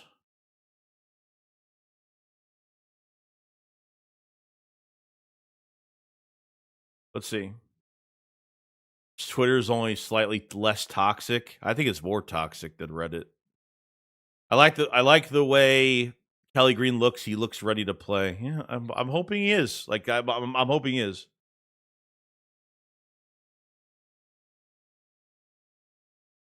Let's see. There's Trade Buzz. Appreciate it, Lord of Darkness.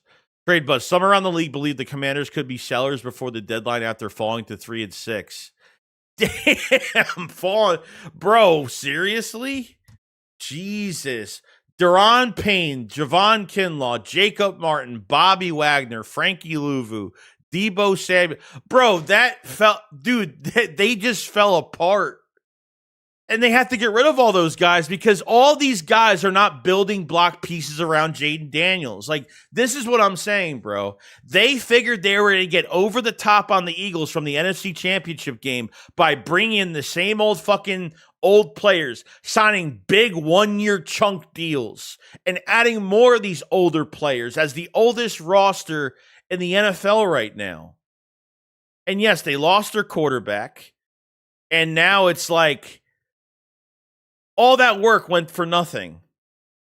All that work went for nothing. That's what I'm saying. Like, they didn't sign one guy. They give Terry McLaurin a big fucking contract. They signed Debo Samuel for a 5th-round pick, and they act like they were getting fucking Jerry Rice with Terry McLaurin. We knew that Debo wasn't going to do shit this year. Who's afraid of their receivers? They got rid of Brian Robinson, which he's playing actually pretty good with the 49ers right now, and that other fucking back that they have is okay, but their offensive line looks horrible. It's just horrible, man. They went the fucking cheap route. They went the safe, cautious, cheap route. You got, Jalen Hurts. As soon as Jalen Hurts, they named Jalen Hurts the starting quarterback. Boom. You fucking draft them, obviously before 22, obviously, in 21, you drafted Devontae Smith. You give him some offensive line help. Drafting Jordan Mailata. You give him offensive line help drafting Landon Dickerson. And you go out and in 22 offseason in the draft, and you trade for a big-time receiver in A.J. Brown. I mean, they've done nothing like that. There's nothing that Washington has done that made you go, oh, shit, they're ready to compete this year. 1 fucking year for Jaden Daniels.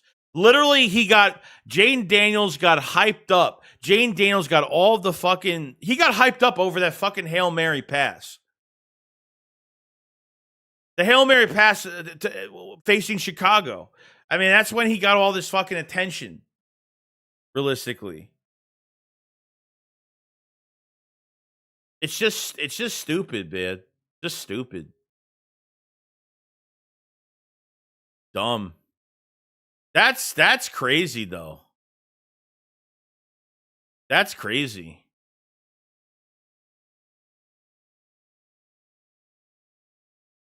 Commanders suck, old ass team. I feel so bad for Jaden. That organization is such a disaster. And I have nothing against Jaden Daniels. I think he's very good. But see, they get a QB and they went cheap. They finally get the QB of the future, and they went on Temu. They went on fucking Temu, and they went through the fucking dollar store, and they fucking grabbed anybody. You can't have a fucking roster of older fucking guys. You can't. 3 or 4 guys, sure. Like, the nucleus of your team has to be youth. It has to be youth. If you don't have that, now your quarterback gets hurt, and now now Washington is just having a fucking fire sale at this point. You know what I mean? He's gotten hurt 3 fucking times this year. And I feel like teams are taking away Jaden Daniels' running lanes. They have figured him out. And obviously the coaching staff has to make adjustments for teams that figure you out. We've talked about this a million times with the Eagles. You know what I mean? Like, you have a different offensive coordinator every year, but if you don't look fluid and you don't play under center, you're not running play action, you're not running RPOs, you're not running to the outside, you're not doing specific things that keeps the defense on their heels when they have a loaded box and you're still running up the fucking middle with these running backs. This is the shit that's going to happen. You're going to be figured out. This quarterback, besides the 3 injuries that Jaden Daniels had, teams were figuring them out this year. You know what I mean? So that's where we're kind of at. CW Gearhead, man, thank you so much for the super chat. Very generous of you. Thank you so much. Just pop in to say what up, Joey. Also, does Howie sleep at all, man? It's just making moves. Time to get into a gym and work on putting on 17 pounds of muscle. Damn. Well, good luck to your journey of putting on 17 pounds of muscle, because I wish I could look a little bit slimmer and put on some, maybe look a little bit leaner, you know? But I think there's a lot to celebrate this week. Even if the Cowboys win today, whatever. I don't even think that's even a big deal, to be honest with you. But, you know, the Eagles control their own fucking destiny, bro. This bye week couldn't have been. This is the best week in football, I think, for the Eagles. This is the best week the Eagles had. This is a perfect week. The perfect fucking week this week. It really is, man. I appreciate that super chat so much, buddy. Appreciate it so much. Motherfuckers were so hyped for Debo. The last time Washington was hyped. See, this is what I'm talking about. Like, the Giants come out of the tunnel when Jackson Dart, starts playing. Like, the fucking I live in I can say whatever the fuck I want about New York teams. I live in New York. I'm around Giant and Jet fans every fucking day. Every day, bro. The passion. They could be winning, losing. Losing, fucking, there's no passion.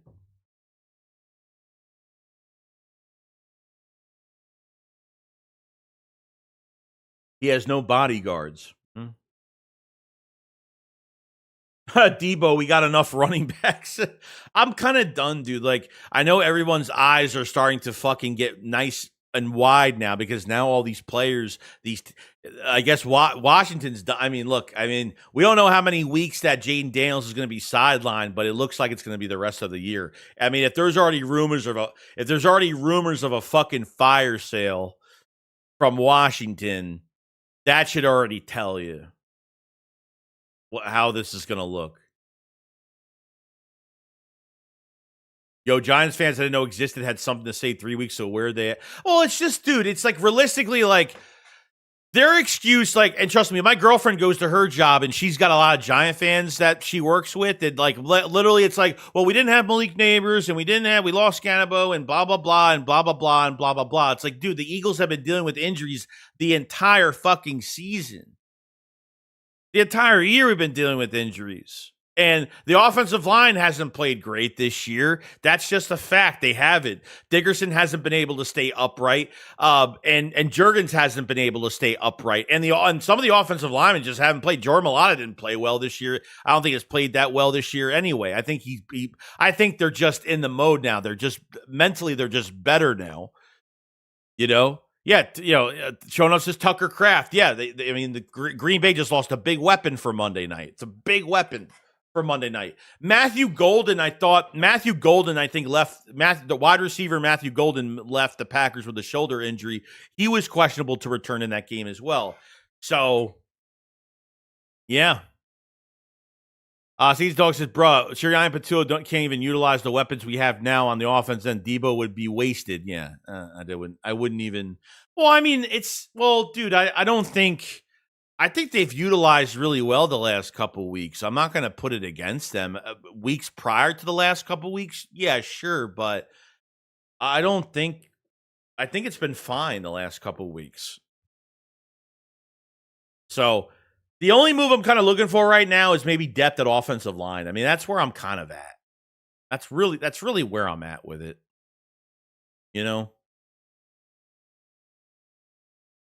C. Arnold with the super chat. Thank you so much, buddy. He says, best bye week ever. Eagles rest up, get healthy, make 3 key trades, and Giants lost, Washington lost, and KC, Green Bay, and Detroit lost. Howie season. Let's just get the Cowboys to lose tonight. I'll be watching that game tonight, no doubt. I will be rooting for the Cardinals. I will be a Cardinals fan tonight. I will be a different Birds fan. Oh, let me fix this because this doesn't look good. Now it looks good. I will be a Cards fan tonight. A different Birds fan tonight. Oh. Appreciate the super chat, buddy. Bengals still asking for a first-round pick for Trey Hendrickson. When are they going to fucking just let up and just get him for like a second-round pick or something? Before the games on Sunday actually happened, I think Jay Glazer talked about it. So before that Bengals game, before the Bengals lost, okay? Before that Bengals loss, Jay Glazer did say that they were asking too much of a high price. But he said that things could change if they do lose this game, which they did. It was against Chicago, right? They lost that fucking game. And now they're still not letting up on Trey Hendrickson. I don't know why. But that's why the Eagles stayed out of shit like that.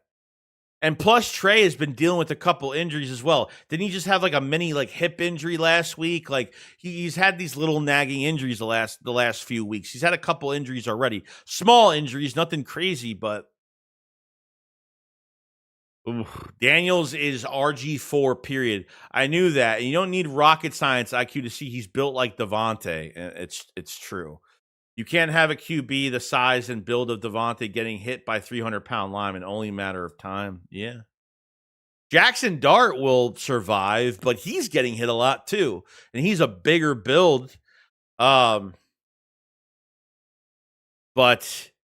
yeah, he's very skinny. Yeah, he looks like Devontae Smith at quarterback. He does. He looks like Devontae Smith at quarterback. It's kind of nuts. LJ, who messing with Joey? What? I mean, who's messing with Joey? Jair going to make a lot of people apologize to Joey. Trust me. No. Look, I'm not expecting. I was just pissed off. The thing is, like, look, if Jair Alexander works out, great. If he doesn't, then I really don't care. Because they gave up nothing for him. Like, that's what I'm trying to say to everybody. The problem is I put that shit out on the internet, and everybody's taking it as, like, I think he's going to be some prime fucking, like, Hall of Fame fucking corner for us or something. Like, that's not the message I'm putting out there. The message I'm putting out there is stop fucking shitting on things immediately as soon as it happens. He's washed. He's old. Like, I get it. The dude has played 16 games, and I know the fucking info on him. That's all I'm saying, dude. They gave up a 6th-round pick, a day 3 pick swap again for another cornerback, and Jair Alexander. They gave up nothing for him.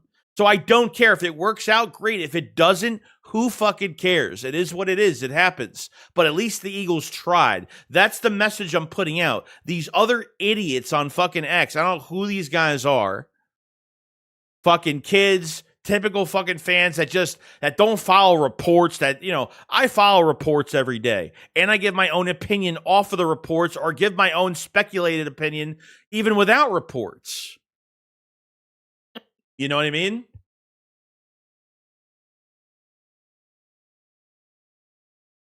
So I get it. There's like Joey, the facts that people actually think Ringo and Jackson are better than yeah, that's the message I'm getting from everybody, that they're better than what we have right now.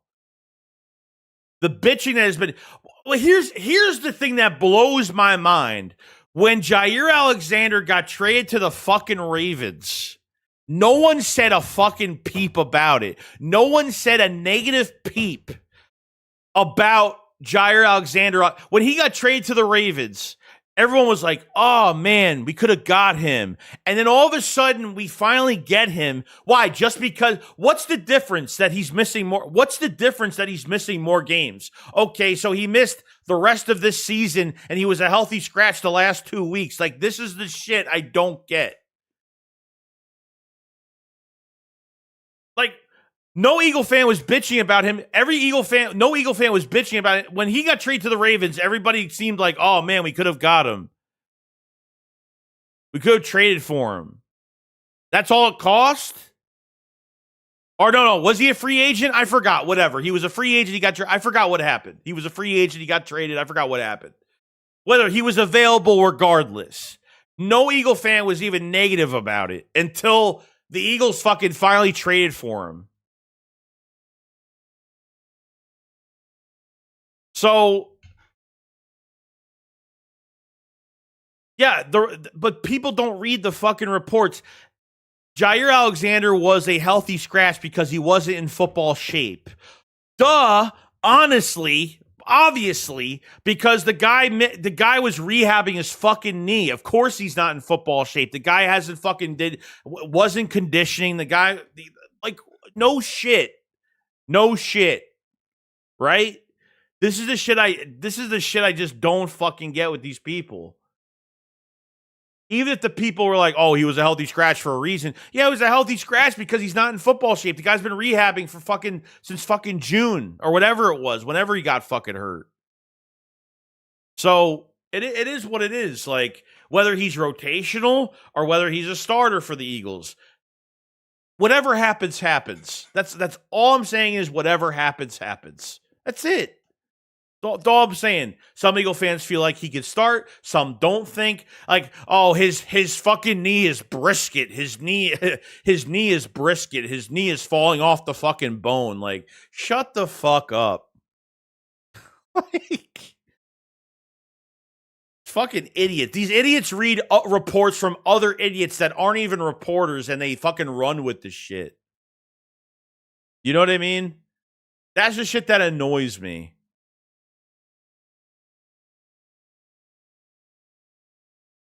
But it is what it is. It is what it is. People want superstars that ever, Joey. They live in Madden world. Yeah, probably. They said the same about Saquon. They said the same about Mekhi Becton. I mean, like, come on now. Like, what the fuck, dude? We heard it all. You know, you act like he's coming in as the number one guy. You know, like, if that was the case, fuck, then we're screwed. You know? Is no one thinking of what Quinyon Coop, maybe even Ringo, could learn from Jaire? Never forget the mentor part. Oh, yeah, of course. You know? I mean, Quinyon, I think, you know, he's been around Slay. I mean, he was around Slay. So, I mean, being around him the entire year has probably helped. I mean, it's definitely helped his productivity tremendously.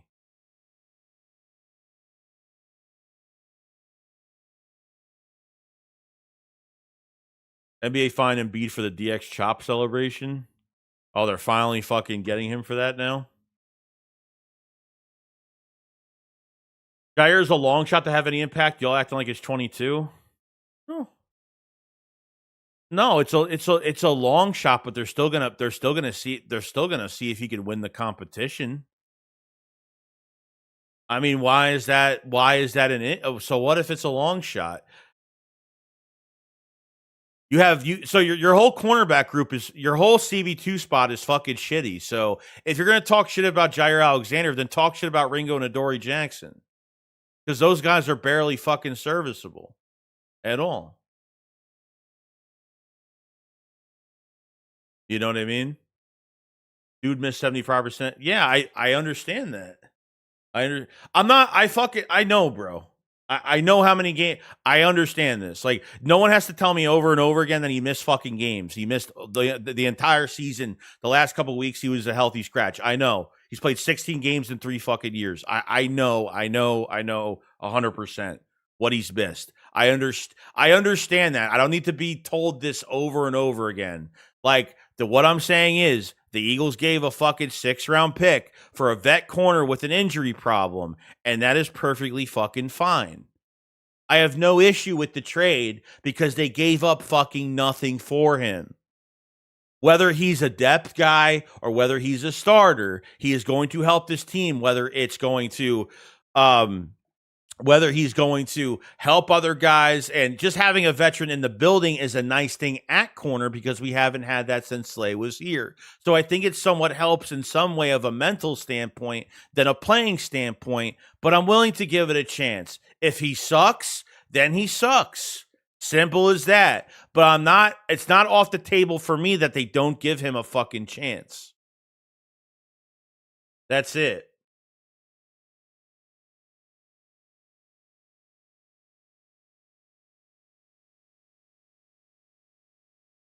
No, I mean, as a plug, no. He's saying, it's a long shot. People acting like he's a plug and play starter. Well, yeah, there's a lot of people that are thinking that. I don't think he's plug and play at all. I think the Eagles need to get him on the field and see what he could do. That's like the first bit of business. You know what I mean? So, you know what I mean? So he's been healthy. He's been technically healthy the last couple weeks, and we're just going to find out. I hope, and this is my wish, I hope he starts and I hope he fucking plays well. I hope he just shuts everyone the fuck up that been talking shit about him. That been overly talking shit about him. Not even giving the guy a fucking fair chance. You know?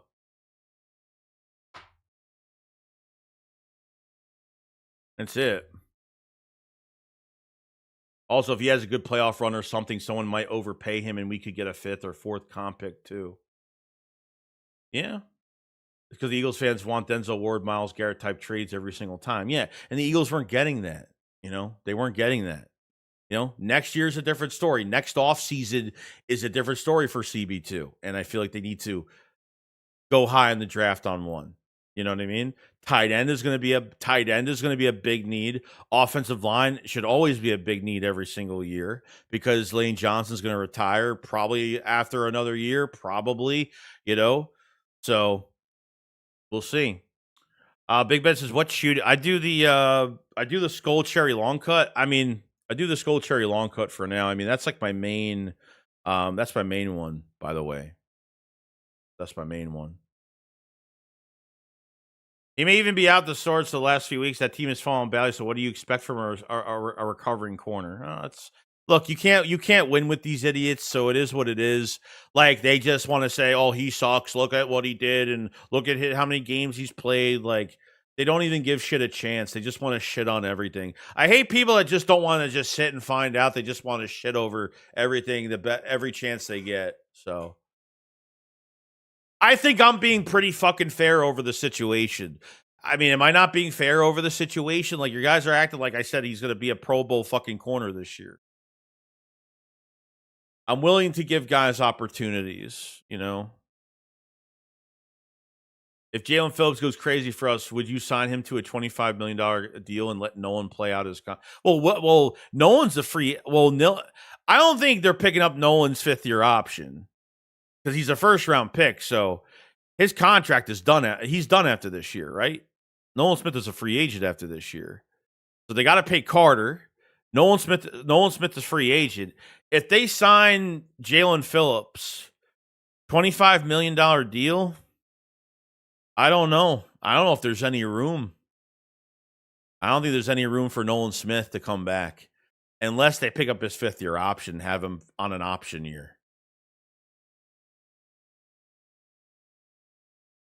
You know? You got to be careful spitting in beer bottles. Big mistake. Oh, yeah. Oh, trust me. I've seen it a million times. In high school, I've seen it because that's when I started doing it in high school. Oh, yeah. I've seen some fucked up shit happen, but people, you know, yeah. Never in a beer bottle. No. Brett says, 1 more year. We have to decide on the 5th-year option. Yeah, I mean...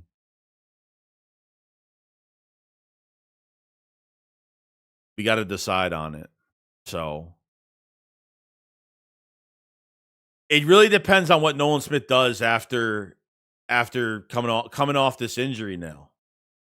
I can't expect Nolan Smith to do a whole lot the first couple weeks because he's just coming back off injury. Phillips is ready to go. He's been healthy this year. And we'll see what happens. You know what I mean? Pay Carter and Jordan Davis and Phillips back. BG is just a piece, and Nolan and Jaelan are interchangeable. Now, Jordan Davis is here for another year. So Davis is here next year. They picked up his option. Davis had a pretty good game against the Giants. He had the sack, and I think he was pretty good up the middle. I think the first half he was a little lopsided. The second half he settled down. Jordan Davis, if he keeps doing what he's doing, I don't know what it's going to look like. I mean, look, we said that Devontae Smith and A.J. Brown were never going to be signed in the same year. We said that both of them were never going to get extensions, and look what happened. I said they weren't going to get extensions, and look what happened. Devontae Smith took less money. Obviously, Jalen Hurts took less money, and we made it work out. It worked out. Nolan or Jalix? Well, no, Jalix is still on contract for another couple years, so I'm not worried about Jalix Hunt for like another year. I'm not worried about Jalix Hunt until like at the end of next year. Jalix Hunt has really got to step, like, this is the time. Like Jalix the last couple games, pick 6, did nothing the rest of the game. This last game, he's starting to come up a little bit now. He's starting to peak a little bit now, which is good. I think having, he at the end of last year, he did a really good job. I mean, he got in late in the rotation late last year, and then the playoffs. He got in late in the rotation last year, which really was his training camp in some sort of speak, I guess, and then got into the playoffs and just wreaked havoc. I mean, very similar stats, almost very similar stats to what Josh Sweat did in the playoffs. Very close. And then we just started this year. We started really flat. Yeah, a lot of new pieces to you. You got some new pieces to your defense. You lost some veterans, so your defense was gonna take some bumps and bruises this year. I think we all know that. Last year we had the same almost beginning season with the defense where we took some bumps and bruises, early in the season. So, we'll see how it goes. You gotta extend Jordan Davis. That is a must. Yeah, they might. The option year, I think, is like 15, 16, which they already picked up. I don't know. Because realistically, it's almost as if, like, I don't see Reed Blankenship getting paid a lot of money. I don't see Nakobe Dean getting paid a lot of money, and I don't see Nolan Smith getting paid a lot of money, right? So it is what it is. So once Nolan Smith plays for another year, I guess we'll find out more on what's going on. You know what I mean? So I messed up. I thought Nolan was a free agent after this year. He's a free agent. I got my years mixed up with players. I thought he was part of another contract. I forgot. Nolan Smith has got one more year left. That's it. Yeah. So Joey, if you had to make a 5-man list of people to cut and bubble list of people to cut, who is on the gotta go list right now? Need 5 people. It's really tough. Like AJ Dillon is probably going to be one. Adoree Jackson will be another. Patrick Johnson probably. Patrick Johnson is definitely gone. That's 3. Marcus Epps would be 4.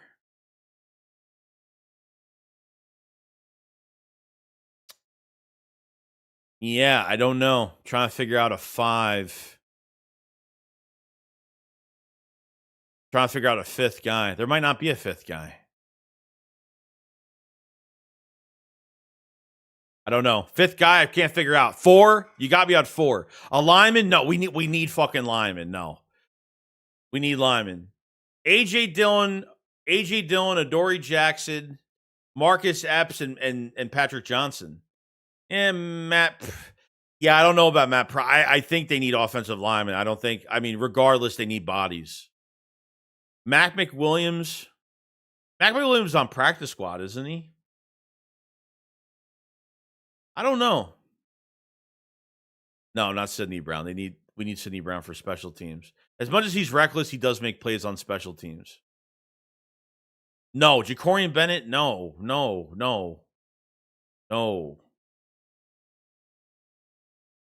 Ojulari, yeah, could, yeah. I mean, Ojulari probably, yeah. That might be your number 5.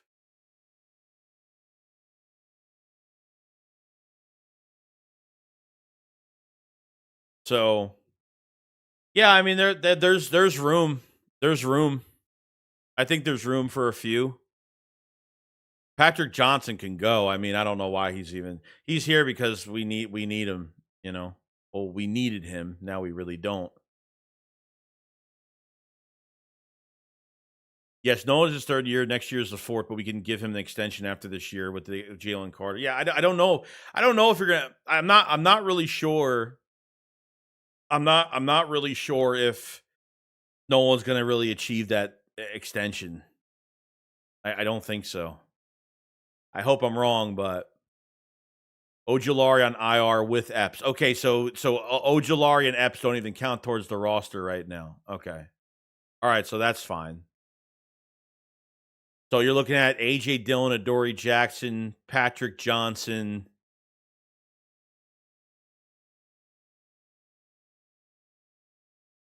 Michael Carter can ball on the inside corner spot. He's been. I mean, last year he was ranked as top of one of the best nickel corners, inside corners, but he's dealt with some injuries. I think a back injury, a concussion, something like that. So I have a lot. I have like. Here's what I'll say. I have more faith in Michael Carter, the Michael Carter signing, than the Jair Alexander signing. For all the Jair Alexander fucking haters out there that just want to shit on it. So there's a little bit of good news from me from that point of view. Matt Pryor, I'm not really sure they're going to get rid of him just because they need offensive linemen. As much as he's not good, I don't think the Eagles can afford to get rid of bodies at offensive line right now. I don't know. I don't know why Drew Kendall hasn't got an opportunity. He was the backup center. Drew Kendall was the backup center all offseason program.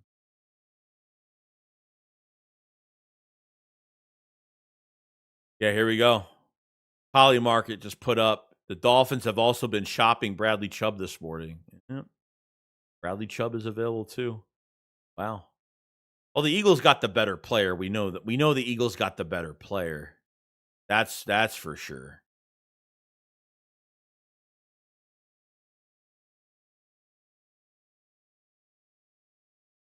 So Elliott Shore Park says Dillon, Patrick Johnson, and Young. Pryor seem most likely. We'll see. We'll see how it goes.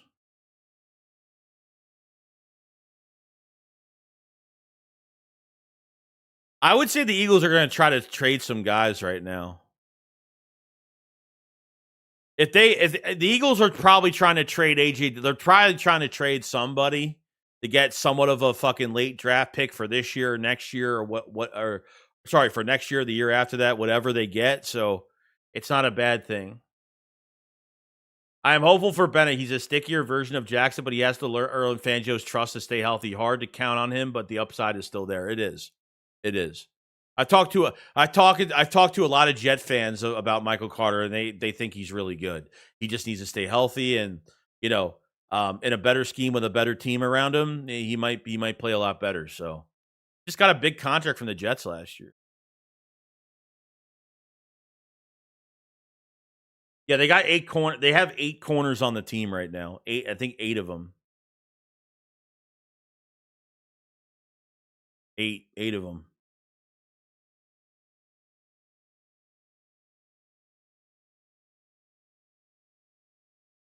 We need Joey Shake 72 coming out of retirement. No.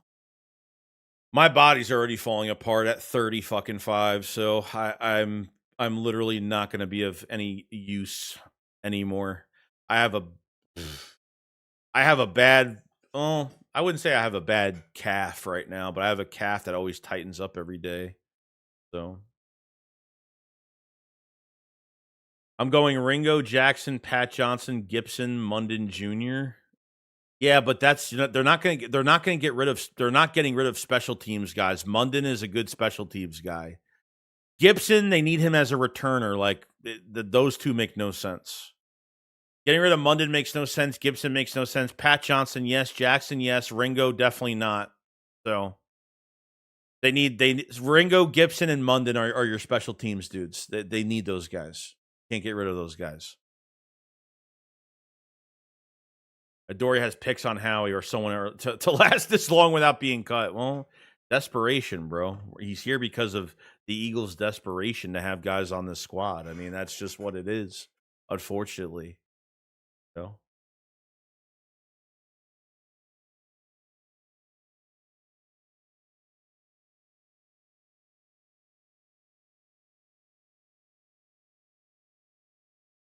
Let's see. We aren't going for a Njoku. The only player I can see us getting is Ertz for cheap. That's going to be weird.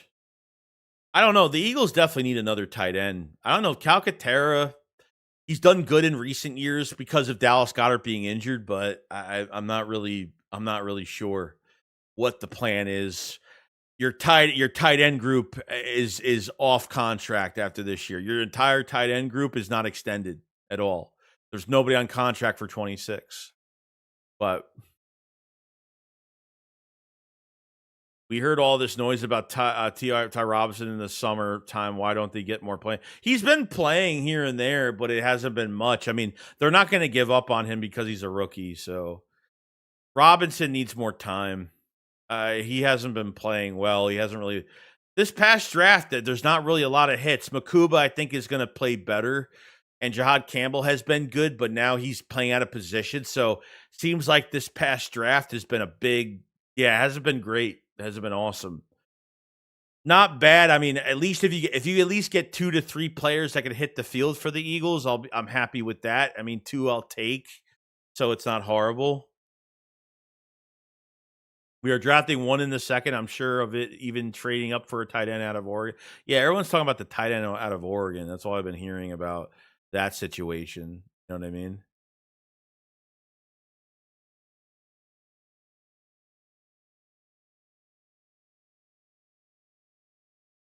Yeah, that was on Lane Johnson. And remember that? That was on Lane Johnson in 2023.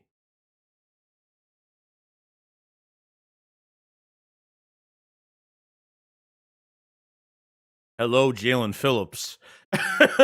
Hello, Jaelan Phillips. I totally forgot about that play. They didn't rush Milton Williams on the field his rookie season. Be patient with time. Yeah, I mean Milton Williams was an analytical fucking pick. Milton Williams was drafted because of his testing. That's the fucking truth. Jonathan Gann was fucking hyped up after the Eagles picked him. What was he, a third, fourth? I forgot what he was. Yeah, he was an analytical pick, 100%. How about Chig Okonkwo from Tennessee? Decent blocking time, probably cheap. The No Gorilla more like the lemur. He doesn't get much push yet. Can't get off blocks well. He was on the Giants. He was in on the Giants' last possession. Yeah. Yeah. Jaelan Phillips was a problem in 23. Yeah, he got hurt, unfortunately. But yeah, the Trey Hendrickson stuff is kind of nuts. Like the Bengals are so fucking stubborn. Like I don't get it. Milne was how he picked. The rest of the scout team was upset after the pick. Yeah, and I think he was I think he was an analytical pick at the time. Like I said, I think he was more analytical too. I think a 5th. Yeah, I think he was. Ty Robinson has to get used to the strength of the NFL lineman. He's got some work to do. Yeah, he does. So I'm willing to give it another year, more time. You know what I mean? So I can't put too much on him. You know, Moro Jomo has like what 4 sacks. I mean, Moro Jomo's having a really good year. Really, Moro Jomo is doing as good as he's supposed to right now. Doing as good as he's supposed to. I forgot what his contract looks like right now. I don't know if he's a free agent after this year. I hope he's not because we really need him for next year. So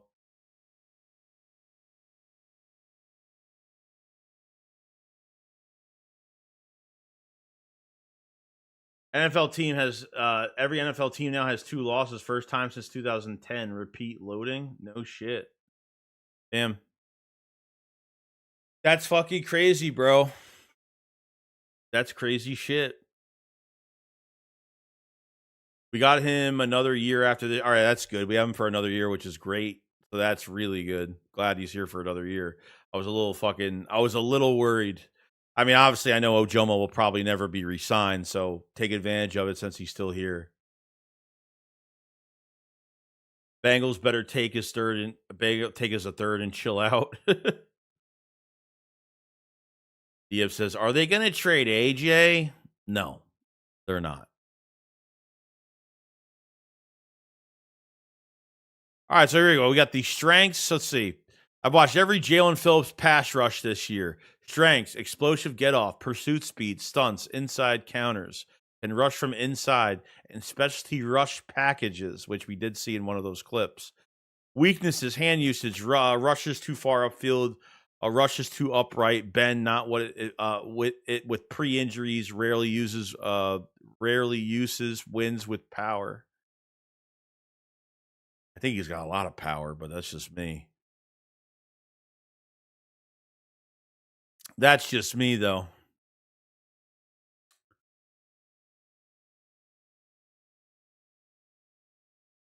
And there's people that are gonna look too fucking. They're gonna look too much into it. You know, no one was a first rounder, so we have a 5th-year option, right? Yes, yes. It really depends. Is he worth? I don't know what the number is for edge rushers. I'm not really sure, but if it's like 15, 16 million for 1 year, I don't know if Nolan Smith is going to be worth it. So I'm not sure. You know, not to mention Jaelan is 6'5", 260, a lot of power for sure. Oh yeah, oh yeah. Come on now. Even if he doesn't have bend like he used to have pre-injury, if that's the case, I mean, when you don't have enough bend, you got to use power and you have to use technique, and that's just what he's going to do. He was the 31st pick, so it shouldn't be a lot. I don't know if that matters. I think whatever the market is for an option year for an edge rusher, it's just set at that price. I don't think it has anything to do with where he was drafted or anything like that. I think the set price for edge rushers is this. The set option year price for DTs is this. I don't think it has anything to do with where you're drafted. I don't know if there's a lot that goes into that. I might pick up Nolan option depending on the money. To be honest, I can find Nolan's production in the 3rd round of the draft. Yeah. So we gotta see what he does the rest of this year and next year, and we'll see what happens. You know, I think this year, like he needs to show up. He needs to show up a little bit more because he's done nothing so far. Phillips is comparable to Josh Sweat. Heard that from someone, and I agree. Oh no, I think so too. Stays healthy this year, could have a big year. And apparently from Jeff Kerr, he could be a big re-sign candidate for the Eagles. I think a part of this trade and why it happened is he is a re-sign candidate for the Eagles.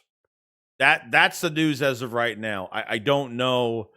I don't know like how much we're gonna put into that, but if he plays well, they have a guy at 26 years old right now that's on the last year of his contract. The Eagles are paying a little over $500,000. Miami is paying $6 million of his money this year. Howie Roseman not only traded their own 3rd round pick and got to keep the Jets' 3rd round pick, which is going to be a very good pick for us, and getting a comp pick for Milton Williams next year. They ended up only paying a little over $500,000 for the year. That's it. It's a steal. It's a fucking steal in every fucking aspect. Tremendously, bro. Okay, do you really see any Georgia boy going after this year, and then Carter, JD, and Nakobe? I mean, yeah, I think Keely Ringo might be gone if they keep him. Keely Ringo might stay around for special teams unless they get upgrades at special teams and they do some different things. Sure. Keely Ringo is probably the only Georgia Bulldog I see going realistically. If they find better special teamers and he loses out on special or something like that, or he gets cut for camp next year or something like that. That's really the only one I could see. Jaelan against Lane every practice. Man, oh man. I know. Miami Dolphins suck. I don't know why they ate most of the Yeah, I don't know either. I don't know how that goes. Like they want they wanted the third rounder, and obviously Howie Roseman had a stipulation, said, okay, well, we'll give you the third right now if you take away like $6 million of that contract. So he pretty much said, take away his entire contract for this year, because $500,000 NFL money, $500,000 is a little over 500 grand is nothing in fucking salary in contract. It's nothing. I think it was just desperation for the Dolphins to have a pick, and the Eagles are good, so every pick that they give away to a team is going to be a late pick in that round. So I don't know how many other teams were after Jaelan Phillips at all. I really don't know how many other teams were interested, but I mean, yeah, it worked out. Gonna be a lot to talk about tomorrow. That's for damn sure. Holy shit, man. So the Eagles won that trade. They won that trade by a landslide. Just from a salary standpoint, they won that trade. Oh, you know what I mean? Miami just paid $6 million to get a pick higher than 4 or 5. Well, I think they've been wanting a third. I think that's what was reported the other day. It was a third round pick. This news was out there. This wasn't like behind the scenes, like, oh my God, Jaelan Phillips, who would have, like, this has been rumored the last, like, fucking few days.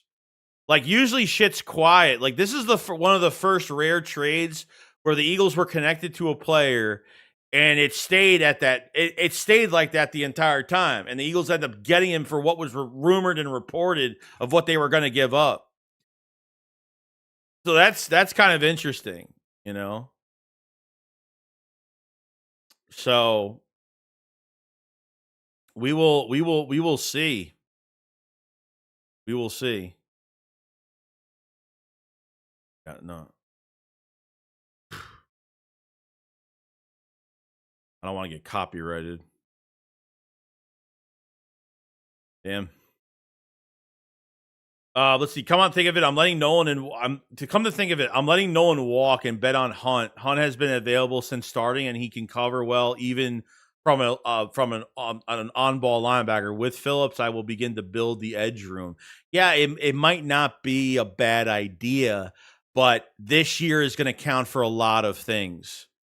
It's going to count for a lot of things. Nolan Smith needs to pick it up. If he doesn't pick it up the rest of this year, I don't even think I'm thinking about extending Nolan Smith after next year. I don't know if I'm thinking about a contract extension going into next year.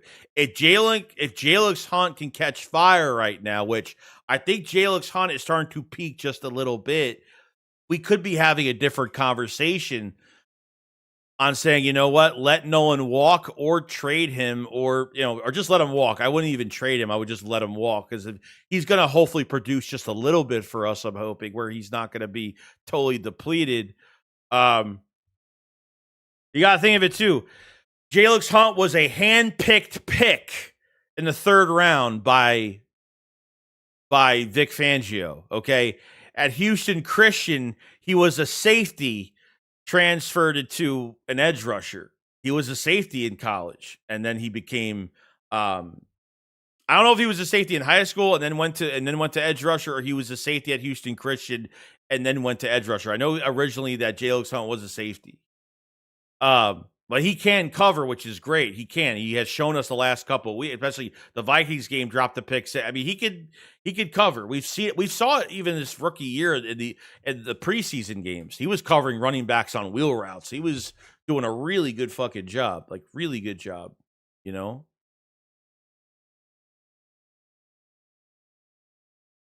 So not too bad at all. Alex, are we going to see the Jalix and Josh Uche snaps the next 10 weeks? Yeah, probably. Yeah, of course we will. Are we going to see snaps from both of them? Yeah. And Uche hasn't really been good either. Uche has had the only thing that's keeping Uche on this roster right now is he's actually got some good, his pressure rate's not bad. It's actually been pretty high since the start of the season. But they're just not finishing. Like, how many times we get our hands on quarterbacks and can't take them down? Extension of plays. We actually had a couple coverage sacks last week versus the Giants, which was actually really, coverage sacks are great. You always want those, but you want those quick in the backfield, fucking disrupting quarterbacks, getting them on the ground. And how many times they get their hands on quarterbacks, man? They just can't finish fucking plays. And it sucks. The play gets extended, big pass on third down, and the Eagles are still on the field. I think no one will work better in a Schwartz-like defense. Get him in wide 9, let him line up on the 7 tech where his speed can account for much more than it does here. Yeah, pin his ears back and let him attack. Nolan obviously has been benefited from a wide 9 concept, especially at Georgia. But from a coverage standpoint, I don't know if that's really there. There's no other news after Phillips, no. I mean, I think the Eagles are trying to trade some guys right now. I think whether it's A.J. Dillon or Dory Jackson, I think the Eagles are trying to find some type of there might be teams saying, look, we want a Dory Jackson, but hey, wait till they release him because why waste a draft pick? Let the trade deadline end at 4 p.m. on Tuesday, then they'll release him, then we'll pick him up or something like that. So, yeah. Yeah, Kraft is out. Yeah, Tucker Kraft is out for the year, torn ACL for the Packers. Yeah, big loss for the Packers. Yeah, he says GM's best lock their wife and kids up. Howie will take them too. Oh, God. Is Stephon Gilmore burnt out like he is serviceable? Well, apparently. I mean, look, the Eagles didn't go after Stephon Gilmore. The Eagles didn't go after Asante Samuel Jr., so there's reasons for it, I guess. He was a safety at Cornell.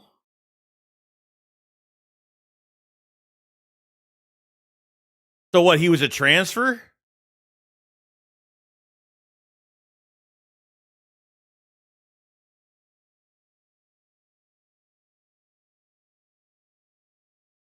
Yeah, he played at both. He played at Cornell and Houston Christian, so he was a transfer. Yeah. So he was in Cornell as a safety, transferred to Houston Christian, transitioned to an edge rusher. Okay. I didn't know he was at 2 colleges. I thought he was only at 1 college.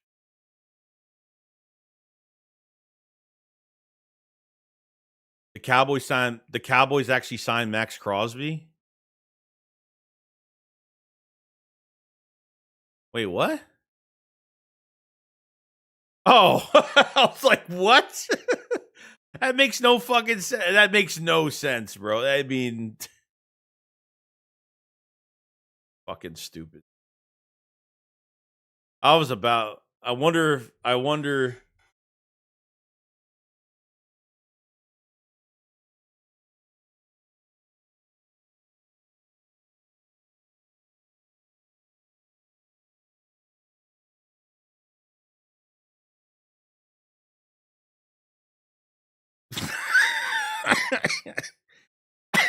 Fucking stupid people.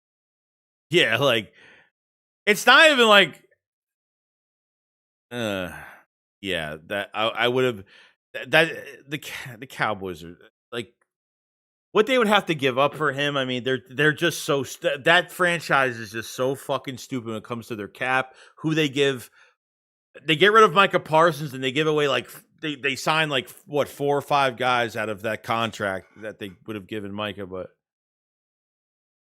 oh, okay. Yeah, no. Always a dumpster fire with yeah, no. I hope these slime improvements can lead to some interceptions. Yeah, it'd be nice, right? Jaelan Phillips has the most QB hurries this year.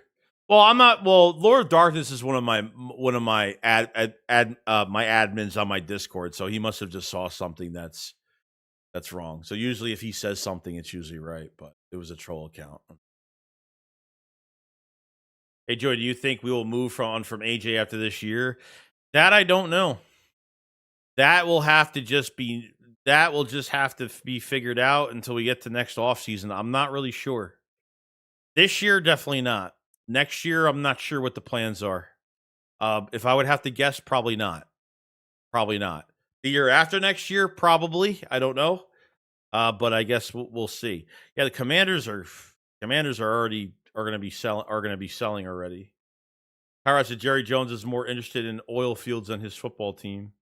Demar says, I'm excited to see the defense in a few weeks. And once Alexander and Phillips get used to the Vic scheme, yeah, we'll see what happens. Jair Alexander, we'll just see what happens. I'm not promising anything with him, but just to get him on the field, see what he could do. I'm excited for Michael Carter on the inside.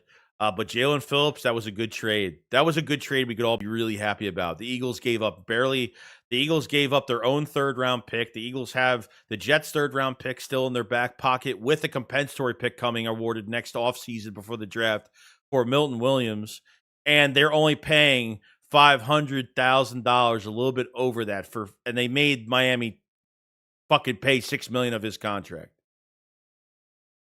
So shit, win-win for me. I can't bitch about that. Can't bitch about that at all. So you know what I mean. So we'll see what happens. But yeah, I mean, I think that's really it. I should have did a poll. I should have did a poll earlier for Jaelan Phillips. But if you want me to do a poll now, I can. We could stream for another few minutes if you want to do a poll quick. If not, don't worry about it. But you don't cut Ringo. You're not going to cut Ringo because he plays special teams and he plays it well. That's why you're not cutting Ringo. You're cutting Adoree Jackson. You're not cutting Jacorian Bennett. Hazard said Phillips leaves Eagles will get a third or fourth round comp pick. Yeah, and they still get a comp pick after this year. So, you know what I mean? Big Ben says, appreciate your live stream, bro. Thank you for the coverage. Yeah, this is the most I've live streamed in a week. I really don't like, and this isn't because of you guys. I just don't like live streaming. I just don't like live streaming in general. I like making videos more. I don't know. I'm not really a big live streamer type guy. As you could tell, I really don't do live streams. But, you know. So we might do a stream tomorrow because it's the deadline at 4 p.m. So we're probably going to stream at like 3 p.m., probably like a quarter to 3, probably. So we'll do a stream like 3 p.m. Eastern tomorrow and kind of just see what happens if the Eagles make a last-minute selling trade or they go after somebody else, which I barely think that's going to happen now. But I think the Eagles are sellers for a few players. The question is, can they get something done, you know, for some draft capital? Last minute, last second, you know? Laura says, take a look at Cam Newton said at the Cowboys Nation tagged you on Twitter. Let me see. I can't watch that on here, unfortunately. So I can't listen to it or watch it. I don't want this stream getting claimed. So I'll watch it after. I can't play stuff like that on here. Definitely not doing that. Please get rid of Jackson. Tired of watching dude lay out. Please get rid of Jackson. Tired of watching dude lay out for tackles and whiff every time. Yeah, he's not really great. Jaelan Phillips, Wombat says Jaelan Phillips, 90.3% pass rush win rate and 80.1 pressure percentage, ranks first among all of the Eagles D linemen. It doesn't shock me. It really doesn't shock me. That's a good statistics, bro. So just got to stay healthy and just continue what he's doing. That 3 sacks could turn to fucking 9 sacks this year. I don't even care about the sacks, bro. Just get pressures.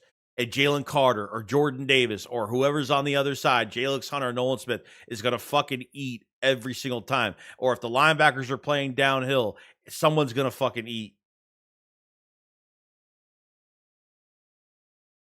So it's really good news. Good trade.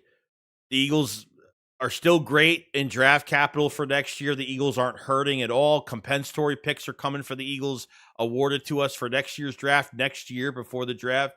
And we have the trade deadline tomorrow. Obviously, if another trade goes down today, I'll stream. If it's anything breaking, I'll stream. If a couple Eagles players get traded, probably do another stream. We'll see how it goes. We'll see. Well, it just depends on what they do, really. Yo, Ismail, what's going on, buddy? So I don't think we are done, according to Adam Schefter. Where's the report? Yeah, I mean, they're not done as in what? Like, are they selling, right? I mean, all I could think about is that they're selling. I can't see them making another somewhat of a nice splash like Jaelan Phillips. Adoree or Ringo for Ertz. I wouldn't mind Ertz at all, to be honest, even if he finishes out his contract. What's someone look up Ertz's contract? We got to talk about this. I feel I was just about to end the stream, but we got more things to talk about real quick. What is Ertz's contract with right now? It's a 1-year deal, isn't it? He got signed to another 1-year deal this year, didn't he? Because that would be a really good fucking move. But Washington is going to try to up fucking sell us. We already know that. Washington's going to upsell us. I mean, it doesn't even matter. They're not even going to. I mean, regardless, even if they're not doing anything the rest of this year, like their season doesn't affect. We're not affecting them because they dug the hole and they fucking died in it already. So 1 year, $6 million, 6.25. Okay. Yeah, at the end, nothing. I mean, it's really nothing. You know, I mean, for a backup, I mean, God forbid, like you have another tight end in the room now that could be I mean, getting him back into this room would be like perfect. He knows a lot of these players. I mean, Ertz, a lot of the roster, a good amount of this roster is still, few players are still here from 17. And not even just that, but he's got a good relationship with Dallas Goedert too. So, I mean, but it would only count as $3 million for Zach Ertz. I would pull the trigger on that, honestly.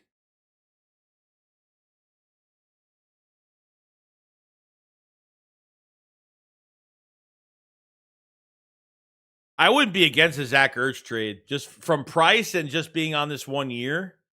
I mean, fuck. Yeah, $3 million. So if he only costs $3 million, like what realistically, how old is Ertz? 34? How old is Ertz? He's got to cost. It shouldn't cost much. What is it? What are they gonna what are they gonna trade him for? Honestly.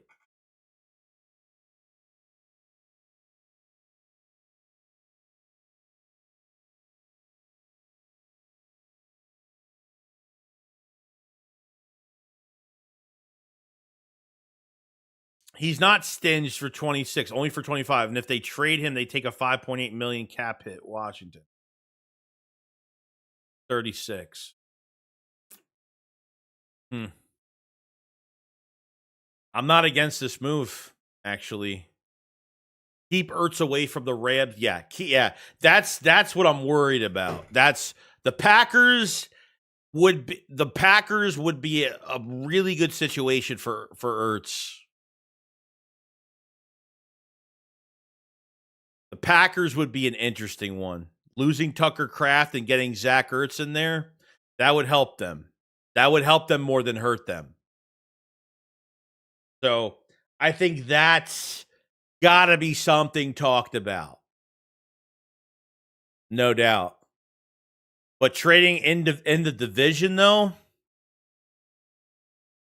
So if Ertz isn't a Packer, I'll be shocked. But coming to the Eagles as a backup that can relent, but he can still get playing time regardless, even as a backup. Or when they run these double tie, they could really change their offense. They could run their offense a little bit better. I mean, they've had Fred Johnson as the extra man, which has been actually has worked out pretty well for us. But having Ertz on the field on top of it, I mean, the one thing Ertz can do still is he could still run a fucking route, and at the break of his route, he could still get separation. He still is very the problem when he left the Eagles, he wasn't healthy. He wasn't healthy going to the Cardinals. He wasn't healthy going to Washington. He finally was healthy. Oh, he's 34. Okay. I don't know. I thought he was 33, 34 years old. 36 is a little. Come on. Don't go to the Packers. But the Packers are going to it's only a matter of fucking time. It's only a matter of fucking time. Damn. Not sure Washington would trade him in the division. Yeah.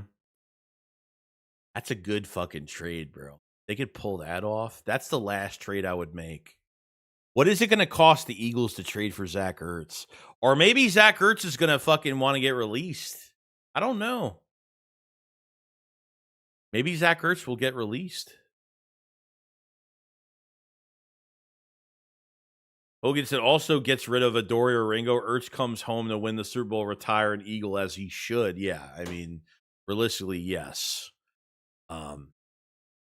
He's got a big. He comes to the Eagles. He's got a huge opportunity to win another ring. If I'm Howie, I would get another edge. No, they're good at edge. They're fine now. Because once you start adding way more, then you're going to have to get rid of more players on your roster. And we don't want to get rid of somebody that somebody's going to pick up immediately and pay the price for it. A fifth or a seventh? Yeah, it can't be more than a fifth round pick. And is a fifth round pick kind of steep? I don't know. It's I guess it's borderline in my opinion.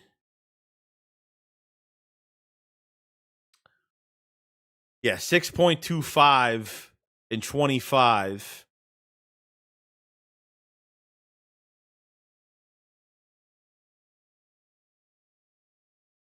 Okay.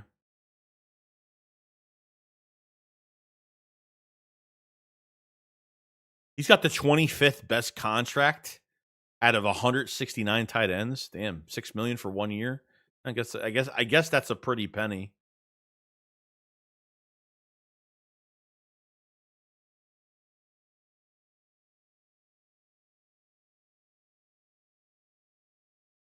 This guy's this guy. I was fighting with this fucking idiot the other day. This fucking guy. I don't know. All right. Sorry. Yeah, dude, I'm kind of like getting Ertz still got the juice. Speaking of juice, my juices are starting to flow right now for another trade. Right now, I'm starting to feel pretty good right now. I feel like there's one more on the table right now.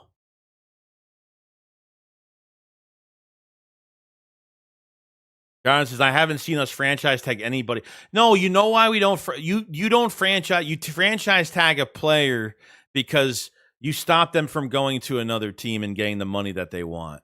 You force a player when you tag a player. You're forcing a player to stay with the team for a year, and that contract of a franchise tag, their whole entire contract is guaranteed for that year. The Eagles don't do that, and that's a good thing. The Eagles, you don't want that to happen.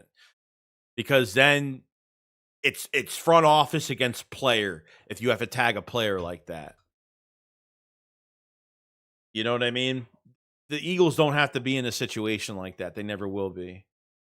Who's pumped for Jaelan Phillips, bro? Who's fucking pumped? Who's pumped for this trade? I'm pumped, dude. I'd rather have Njoku from the Browns. No. I'll take Ertz. I'll take Ertz because he's older and I'll take Ertz because I mean, honestly, like I'm not asking the Browns for shit because they're just not giving anybody up at this point. That franchise is so fucking mind-boggling when it comes to I mean, they still want a first round. It was reported today, I did see it, that they still wanted a first round pick for Trey Hendrickson. Let's fucking go, guys. Let's fucking do this shit. I'm telling you. Parsa, I'm so pumped for our guys. Yeah, let's fucking go, dude. David Njoku would be a cheat code. Yeah, but as a backup, though, no. Why give up more for Njoku when you give up less for Ertz? You're giving up too much for a backup. Too much. Especially a guy that should start. Him being here doesn't fit what he needs to do. Ertz coming here isn't a bad thing because he will get playing time. Njoku, I think, wants to be a full-time starter, which he won't be in Philly. I think just making 4 moves, including BG, will bring more juice to the. Oh, oh yeah. I mean, Brandon Graham mentally, his like the juice is flowing with this defensive line. It's gonna wait till we get to practice, bro. It's gonna be fucking nuts. It's gonna be nuts. They better mic him the fuck up for that game against the Packers. They better mic him the hell up for that first.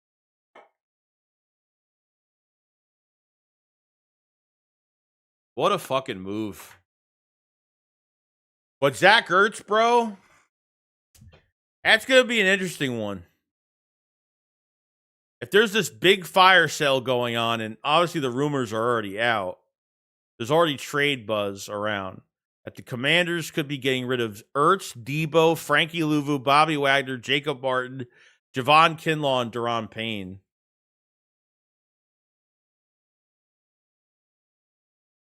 Crazy, bro. Regardless, Washington not going to help Philly compete for a chip. Yeah, you never fucking know. Maybe Ertz is going to want a release. Ertz could be like, if Ertz wants a release, then that's a big chance they could sign him. It wouldn't shock me if Howie Roseman makes the call. The only other move, Jason Gould, what other moves can Howie make? The only other move I can see the Eagles making as of right now is probably for like a depth offensive lineman or something. Maybe that, something like that.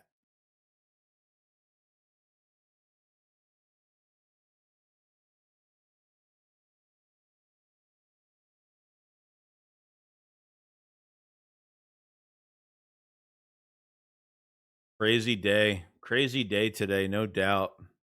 You know what? I didn't think a trade was. I didn't know a trade was going to happen early this morning. It was like what 8 a.m. it happened or something like that.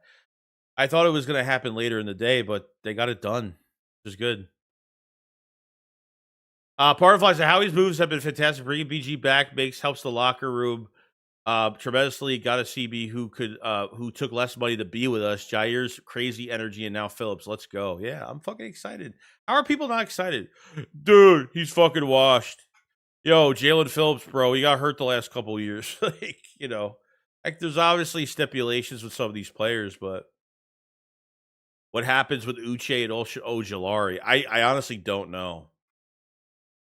How many edge rushers do you keep?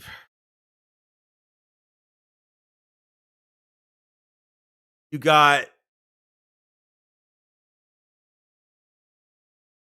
Graham, Nolan Smith, Jalix Hunt, Phillips, Uche, Patrick Johnson. We got 6, 7.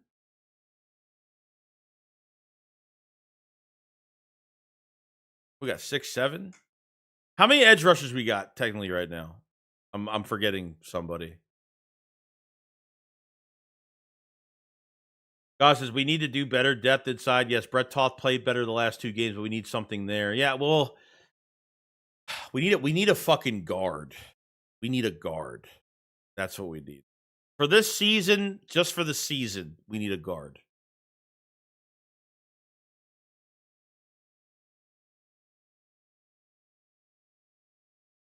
Phillips got hurt at MetLife. That place is known for being shit playing surface. It doesn't shock me that's where he got hurt, honestly. It wouldn't shock me. Apparently, from what George Kittle said, that the turf actually it's a lot better than it was back in. I think the last time the 49ers played the Giants was 2020, I think.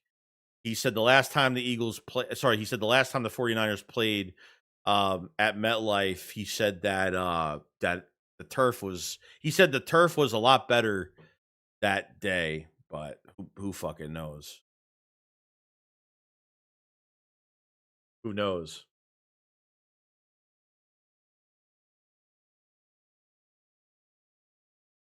Trying to move some stuff around. Let's see. Wombat says Ertz is one of 6 tight ends in NFL history to have 7 seasons of 700 plus receiving yards. He's one of 4 tight ends to record 100 plus receptions and 1,000 yards in a season. Set the record in 2018 with 116 catches. Yeah. Well, that was Wentz's fucking guy. Wentz is the tight end was our safety blanket. The tight end was our number 1 receiver that fucking year. That's why Ertz had as many fucking receptions as he did, because that's all fucking Wentz would throw. Wentz would throw to him only. That's it. The tight end. All the time.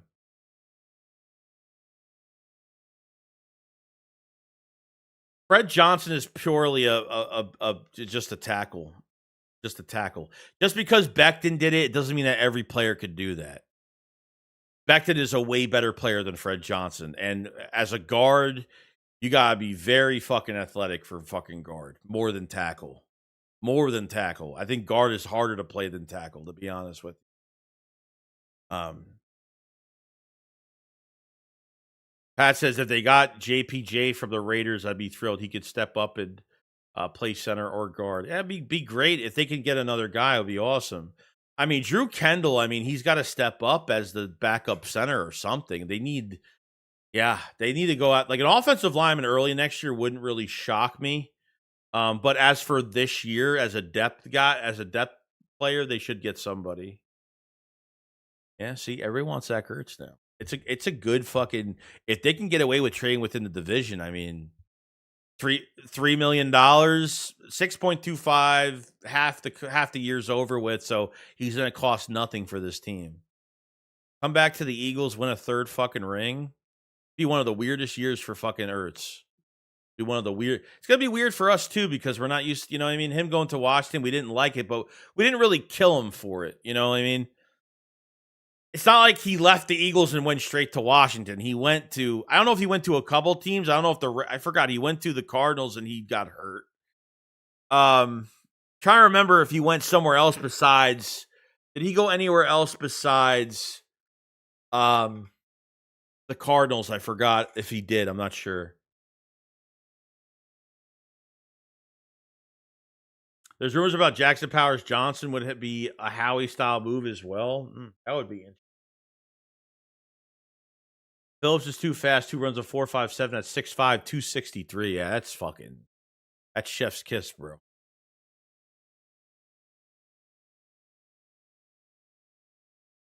No. Ertz, yeah. Well, I'm saying yes, Ertz has 1 ring, would be his 2nd ring, but the Eagles, as in general, getting their 3rd ring is what I meant. Yes.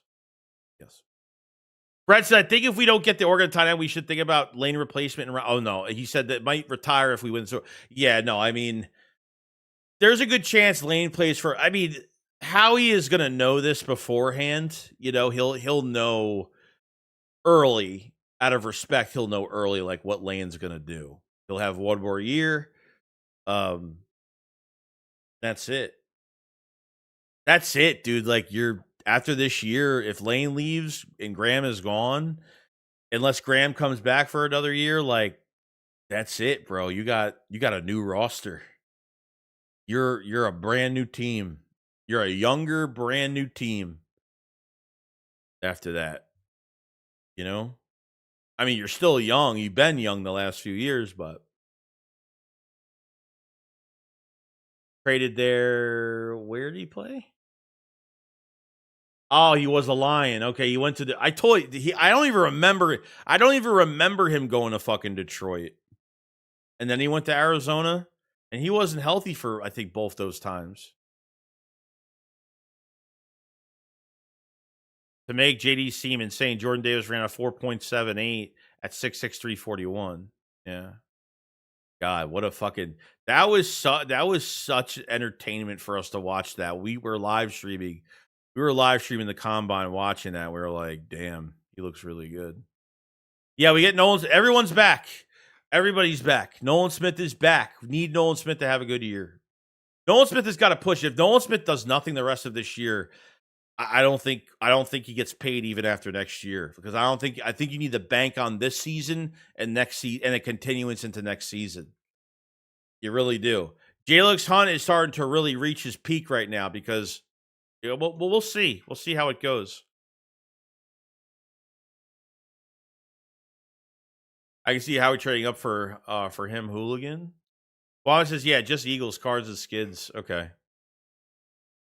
Okay. I don't remember him going to fucking Detroit at all. So he was an injured mess going to Arizona when he was in Arizona. So yeah, we got really good news, man. Yeah, this fucking tweet is still just loading right now.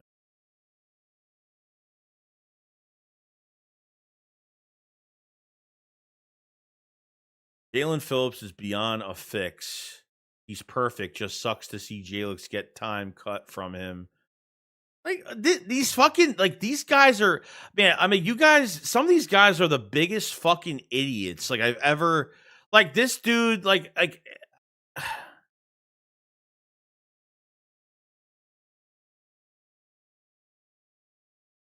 Jaelan Phillips is beyond a fix for the defensive line because he's taking snaps away from Hunt. Oh my god. Fucking fans are a bunch of fucking losers. Such fucking loser mentality. Like no one can be happy with no one can be happy with fucking anything. He was the line, didn't play a game, and all right, so that's why I don't remember that.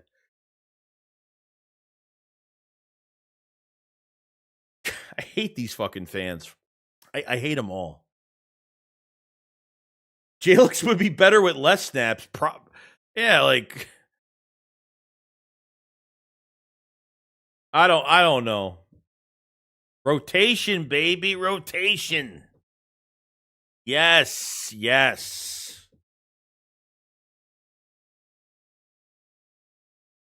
God, man, he's fucking that's the one dude that went back and forth with me for 2 minutes. It went to like 5 minutes, and I was like, all right, I'm done. I'm done talking to this dunce of an idiot. This idiot. SE2 says Hunt minus the recent games has been disappointment. I could care less. The last 2 weeks he's played good. I think he's played all right the last 2 weeks. Last week he played so much better, just got to finish. That's all. I think he's there. I think he's starting to peak again. Like he did last year, where he got into the rotation late in the year and then got into the playoffs, and boom, he was there. He's going to peak a little bit earlier now, because he's ahead of schedule now, which is good. So fucking stupid. Jokes was reversed safety. Respectfully has a lot of learned. Still, do people forget? Yeah, I get it. Yeah, still learning. Yeah, I know he is. You know what I mean? So you came in late into the rotation last year. He had that surgery on his abdomen. I think it's that mini surgery he missed the offseason program, a lot of the offseason program last year. He had that mini type surgery. He took some time off. Then he came back and played special teams. And then late in the year, they started putting him in the rotation. And then he hit the playoffs and he was out fucking standing. Outstanding. Yep. Philly says, can't have it all, folks. Even in Philly, never happy. Yeah. It's still year 2 for him. He still needs to sit back and learn. Yeah, and that's fine, but he's been productive the last couple weeks. He had an all-time high. Jalen Hunt had an all-time high against the Giants, 9 fucking pressures. For himself, that's his best game. That's realistically his best game. Even with 2 sacks, that's his best game. Could have had 3. He let go of fucking Jackson Dart on that crucial 3rd down play.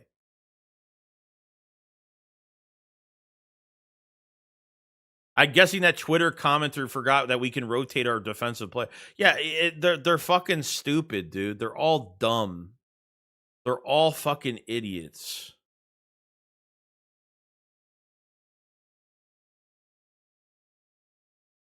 Like, I get it. Like, you talk about Jair Alexander's depth and blah, blah, blah. Like, I get that. But, like, I'm tired of talking about it at this point.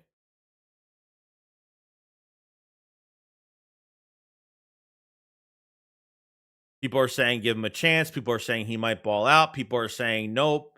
People are saying he's like, that's fine. But you're like, you're forcing to tell me that he's just not worth trading for. It's like, no, he is worth trading for because I think you need a veteran presence at corner. Other than Adoree Jackson, I think you need another veteran presence, which isn't a bad thing. So it's all like there's a lot of positivity with it, but you get those few fucking dudes that either aren't Eagle fans or they just like to hate on fucking everything, or these are fucking 14-year-old kids that just that just look at the Twitter fucking timeline all day and don't do shit with themselves all day, and they just go by what other people fucking say. Did you that same dude was like, did you hear what did he say? I almost was like, dude, shut the fuck up. Like you sound like it. Like what reporter fucking said that? Oh no, people been saying it. Rodrigo was legit handed the easiest starting job ever on a championship roster and fought for the bench more. Damn, sucks for him. Well, it's not he fought for the bench, bro. It's not his fault. Like the Eagles gave him the opportunity, and Ringo is gonna any guy that's good or bad is gonna run with competing for a starting job. And Howie Roseman made a fucking mistake. Simple as that. He was very passive when it came to CB2. He put all the pressure on a 4th round pick. Show us the argument log. I can show you if you want. Let's see. We want someone who isn't a big name, but is good. That's literally it's Jai's depth. Best we need that, but that doesn't address the CB2 spot. I said that's fine, but he's going to get his shot. So when he was traded to the Ravens, everyone was crying. So what if he was only a healthy scratch for 2 weeks and missed the entire season? What's the actual difference? Nothing. He said the difference is it doesn't address CB2 problem. Like you're saying, it does. You continue to prove my point. His chance to shine is going to be at one of two situations. One being how he never stresses the CB2 spot enough, and we just have Jai come. What is JII? What the fuck does that mean?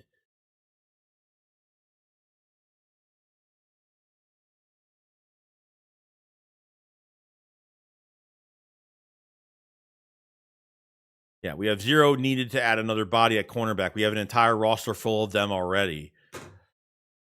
You either trade for someone who's guaranteed to be your CB2 or focus solely on the pass rush. It's not necessarily a bad trade, just useless. And it might be useless. It might be a bad fucking trade. It might be a bad trade, but it's a 6th round pick. Who fucking gives a shit? Very similar situation occurred when they picked up Bond. Look at how that age. You never know what can happen. Exactly. I said, that's what I'm saying. Just telling people, give it a chance. Keep this energy when he gets cooked, when he's getting cooked. I said Keely's cooked, Adoree's cooked, and Jair could be added to that list. Who's denying that? But he's getting a shot at cornerback too. Who are these fucking people? Jair can do a lot worse. Enjoy him, though. He apt to have his worst season ever. I said, I'm enjoying my Philadelphia. The guy can't even fucking type. So, the guy can't even fucking type. So, that made no sense because I said him, ouch, reading hard for y'all. These fucking guys can't even write a fucking sentence. I said, don't be talking about. He's talking about fucking Jair's low IQ, and this guy can't even type a fucking sentence correctly. And I said, don't be talking about IQ. You probably have a lower IQ than Jair, by the way you send replies. Fucking stupid, bro. Just stupid. That's what I you know what I shouldn't. I should just left it alone. I should have just been like, oh, I'm going back and forth with probably the biggest idiot on the fucking planet when it comes to football. That Ravi guy is definitely 14. That other guy is literally 60. Yeah, probably. Probably. So They have a Dory above him. They're like, we have enough bodies at corner, so we shouldn't upgrade. Yeah. Why are they going after corner? They have enough bodies. Like, what do you like? Who let their 10-year-old on Twitter? I don't know.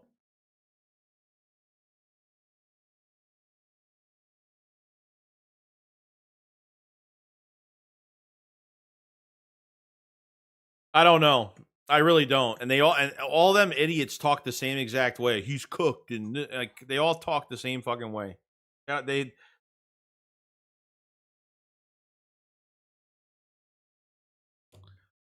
I don't know if I don't think Jair I don't know if Jair Alexander's going to start. I mean, we got to see what he looks like at practice. Like that's what I'm saying. Like I'm not going to be like, "Oh, he's going to start," and it would be cool for him to start this week and like play well and face his former team in the Packers. He's going to have some excitement, some aggressiveness. I mean, you know,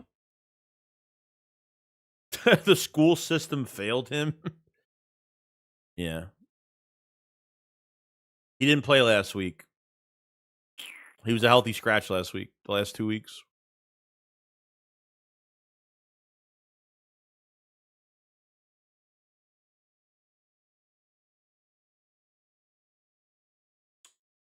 If you had to bet $100, do you think we trade for another player? I don't think so. No. Do I have wishful thinking for like a Zach Ertz trade right now? Probably.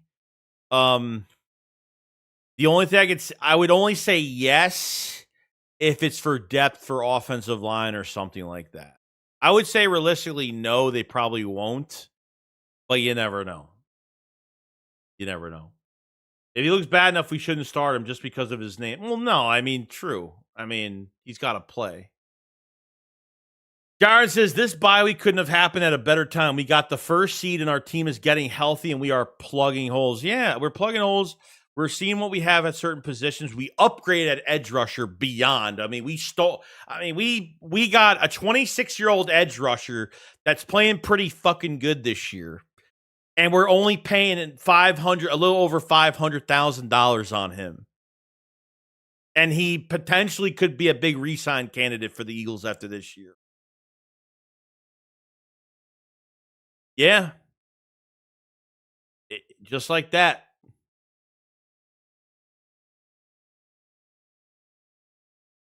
Well, I said we still have to see if Bennett looks like starting. I would be surprised if Jacorian starts this week. Maybe Jair gets a few snaps. Yeah, I mean, we'll see.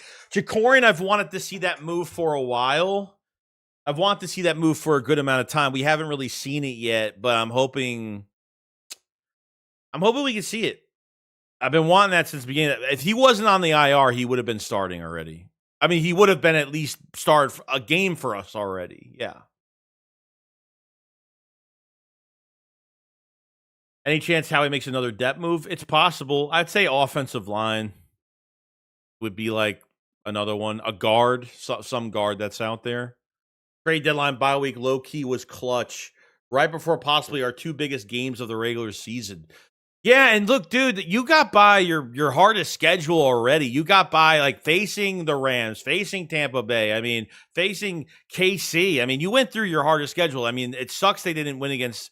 It sucks that they couldn't pull off a win against Denver. But you know what? The Denver game and the Giants game on Thursday night was just a very big learning. I think those losses really helped us change what we're doing, especially getting embarrassed by the Giants fair and square.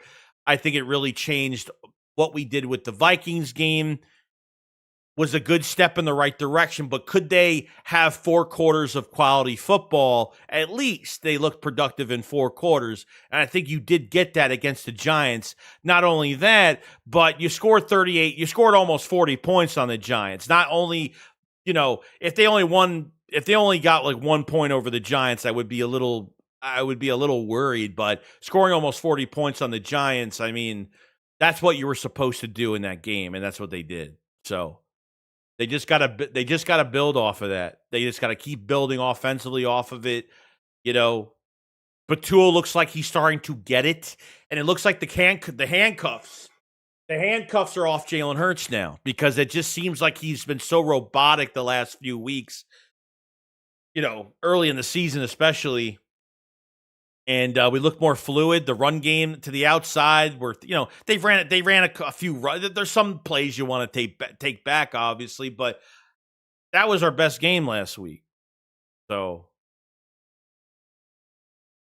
after the Vikings, Hurts said we ain't losing again, and I fully believe him.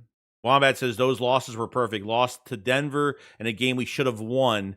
Got your ass beat the next week again. The Giants. That was a perfect wake up call. It was. It was definitely a wake up call. You played the Giants on a short week, so that really didn't help at all. So that's where we're kind of at. Yeah. Eagles are paying $500K of the money Jaelan Phillips is owed this year. Dolphins are taking on the other six. Yeah, it's fucking how he pulled that off. I don't know how he pulled that off. I really don't know how that happened. Really don't know. So,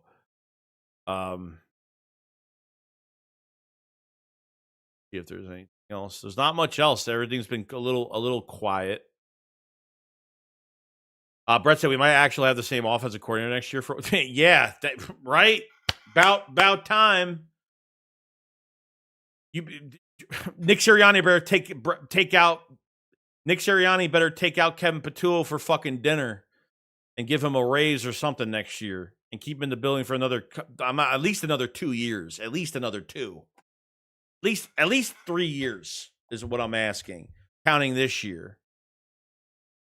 In 23 versus the Dolphins, Phillips beat Lane Johnson and sacked Hurts. Yeah, that we actually just watched a clip on that earlier in this stream, actually.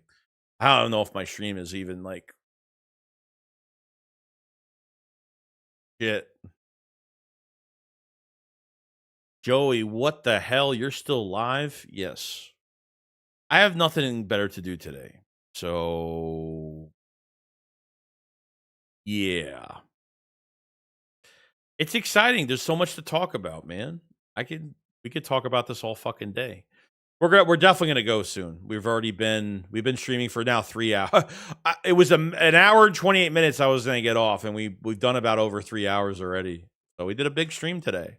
Big news today. So, I saw the news this morning, and I was still working and doing other things, so I couldn't get on earlier. I would have got on earlier today. Q said that was the Giants Super Bowl when they beat us, but the Eagles definitely should have beaten Denver. Yeah, I agree. They let that fall through their fingers, unfortunately.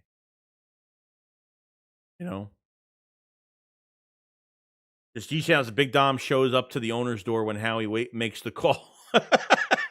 Yeah, he's ready to make the hit, or otherwise they'd be sleeping with the fishes.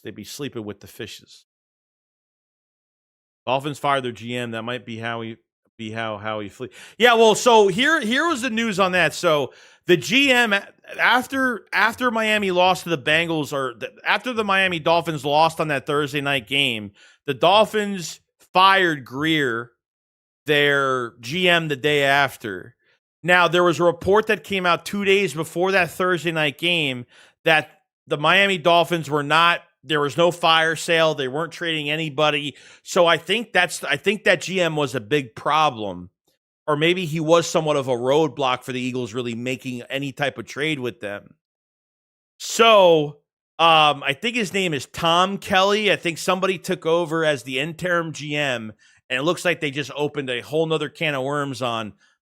Now they were open to trading everybody now. So it opened up immediately after that. It opened up immediately.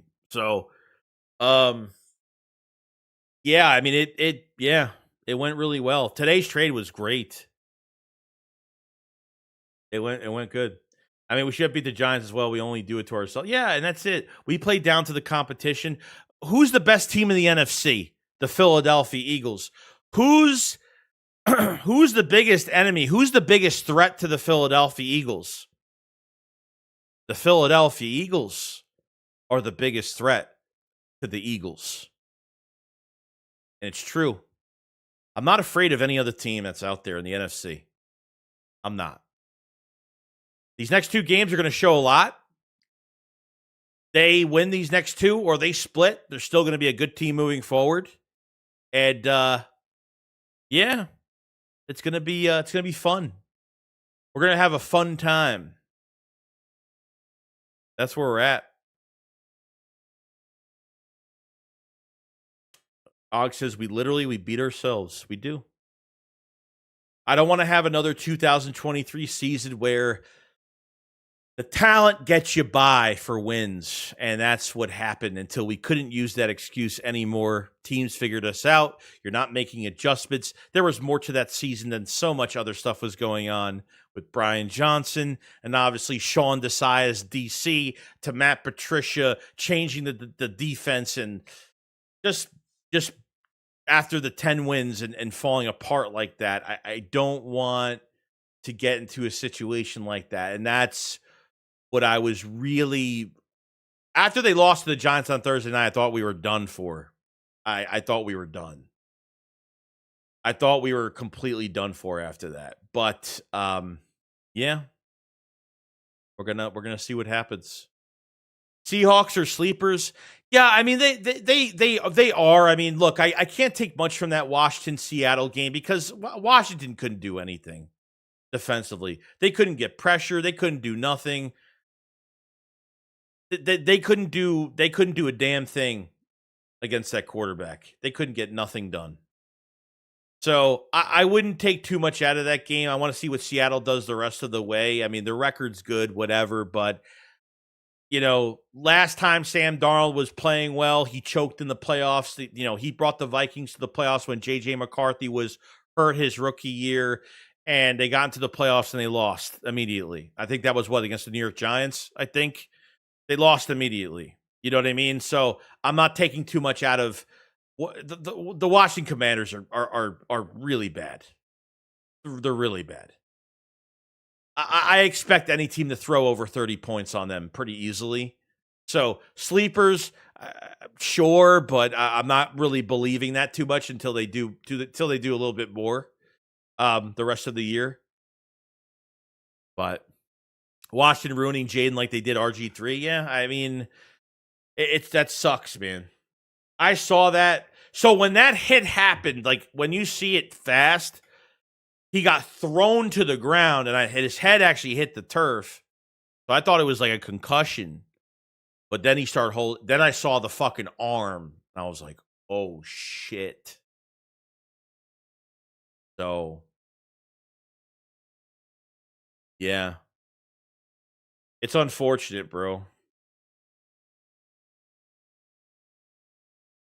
There we go. Another one. Appreciate you, C. The Commanders are open to trading several players at the deadline, including veteran O-lineman Andrew Wiley and Nick Algoretti per Commanders at 3-6 and riddled with injuries and sellers at the deadline. It's crazy, bro. It's just fucking crazy how much their season just turned around just like that. Just like that, dude. Jaden Daniels can't stay healthy. 3 injuries in 1 year. You have injury. Your receivers can't stay healthy all year. You never have both receivers on the field and the starting quarterback on the field at the same time. That Debo trade was a big win for the 49ers. Big win for the 49ers because the 49ers won that fucking trade. The 49ers are winning. They're winning games without Ayuk. They're winning games without Nick Bosa.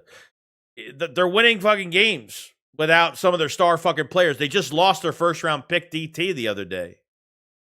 The fucking the Giants fans are bitching about no neighbors and no this and no that. The fucking 49ers are fucking winning games every damn week. The Niners are fucking winning without a full fucking roster every week.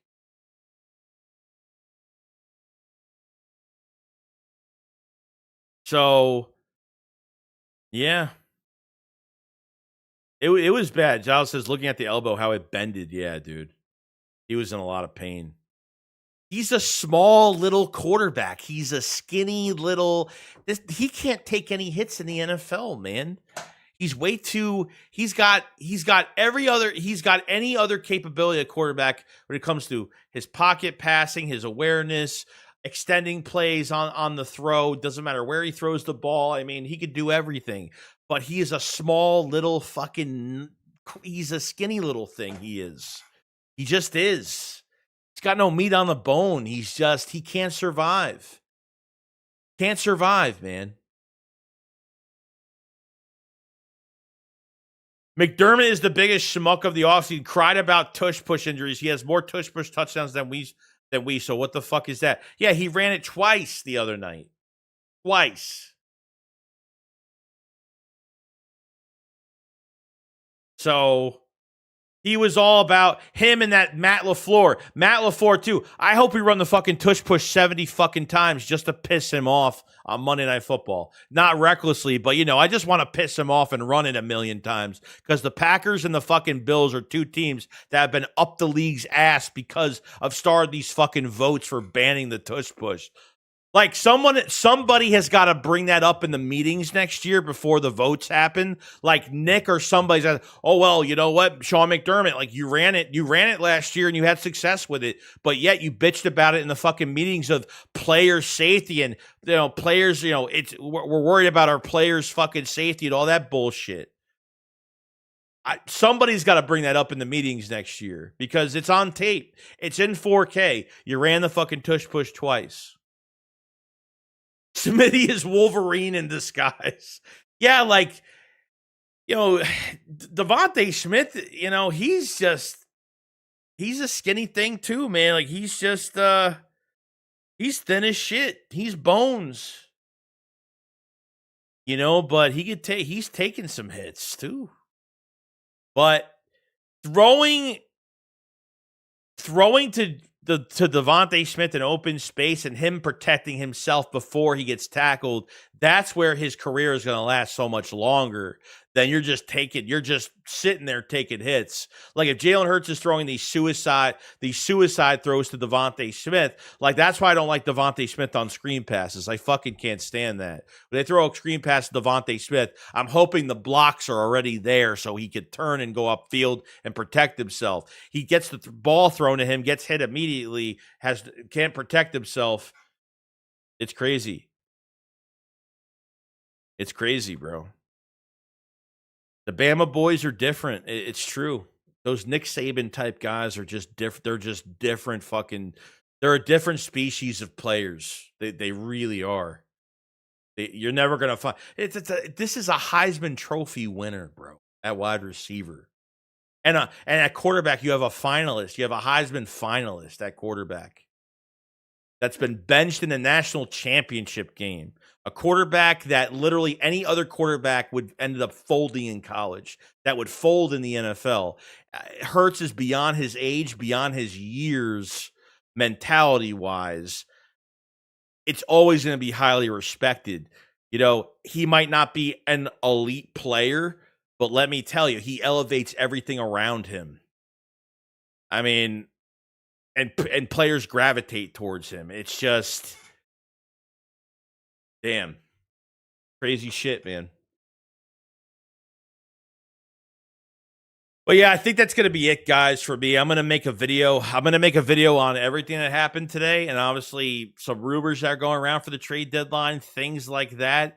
And yeah, we're rock and loaded, ready to go. I can't wait for practice. I'm ready to go.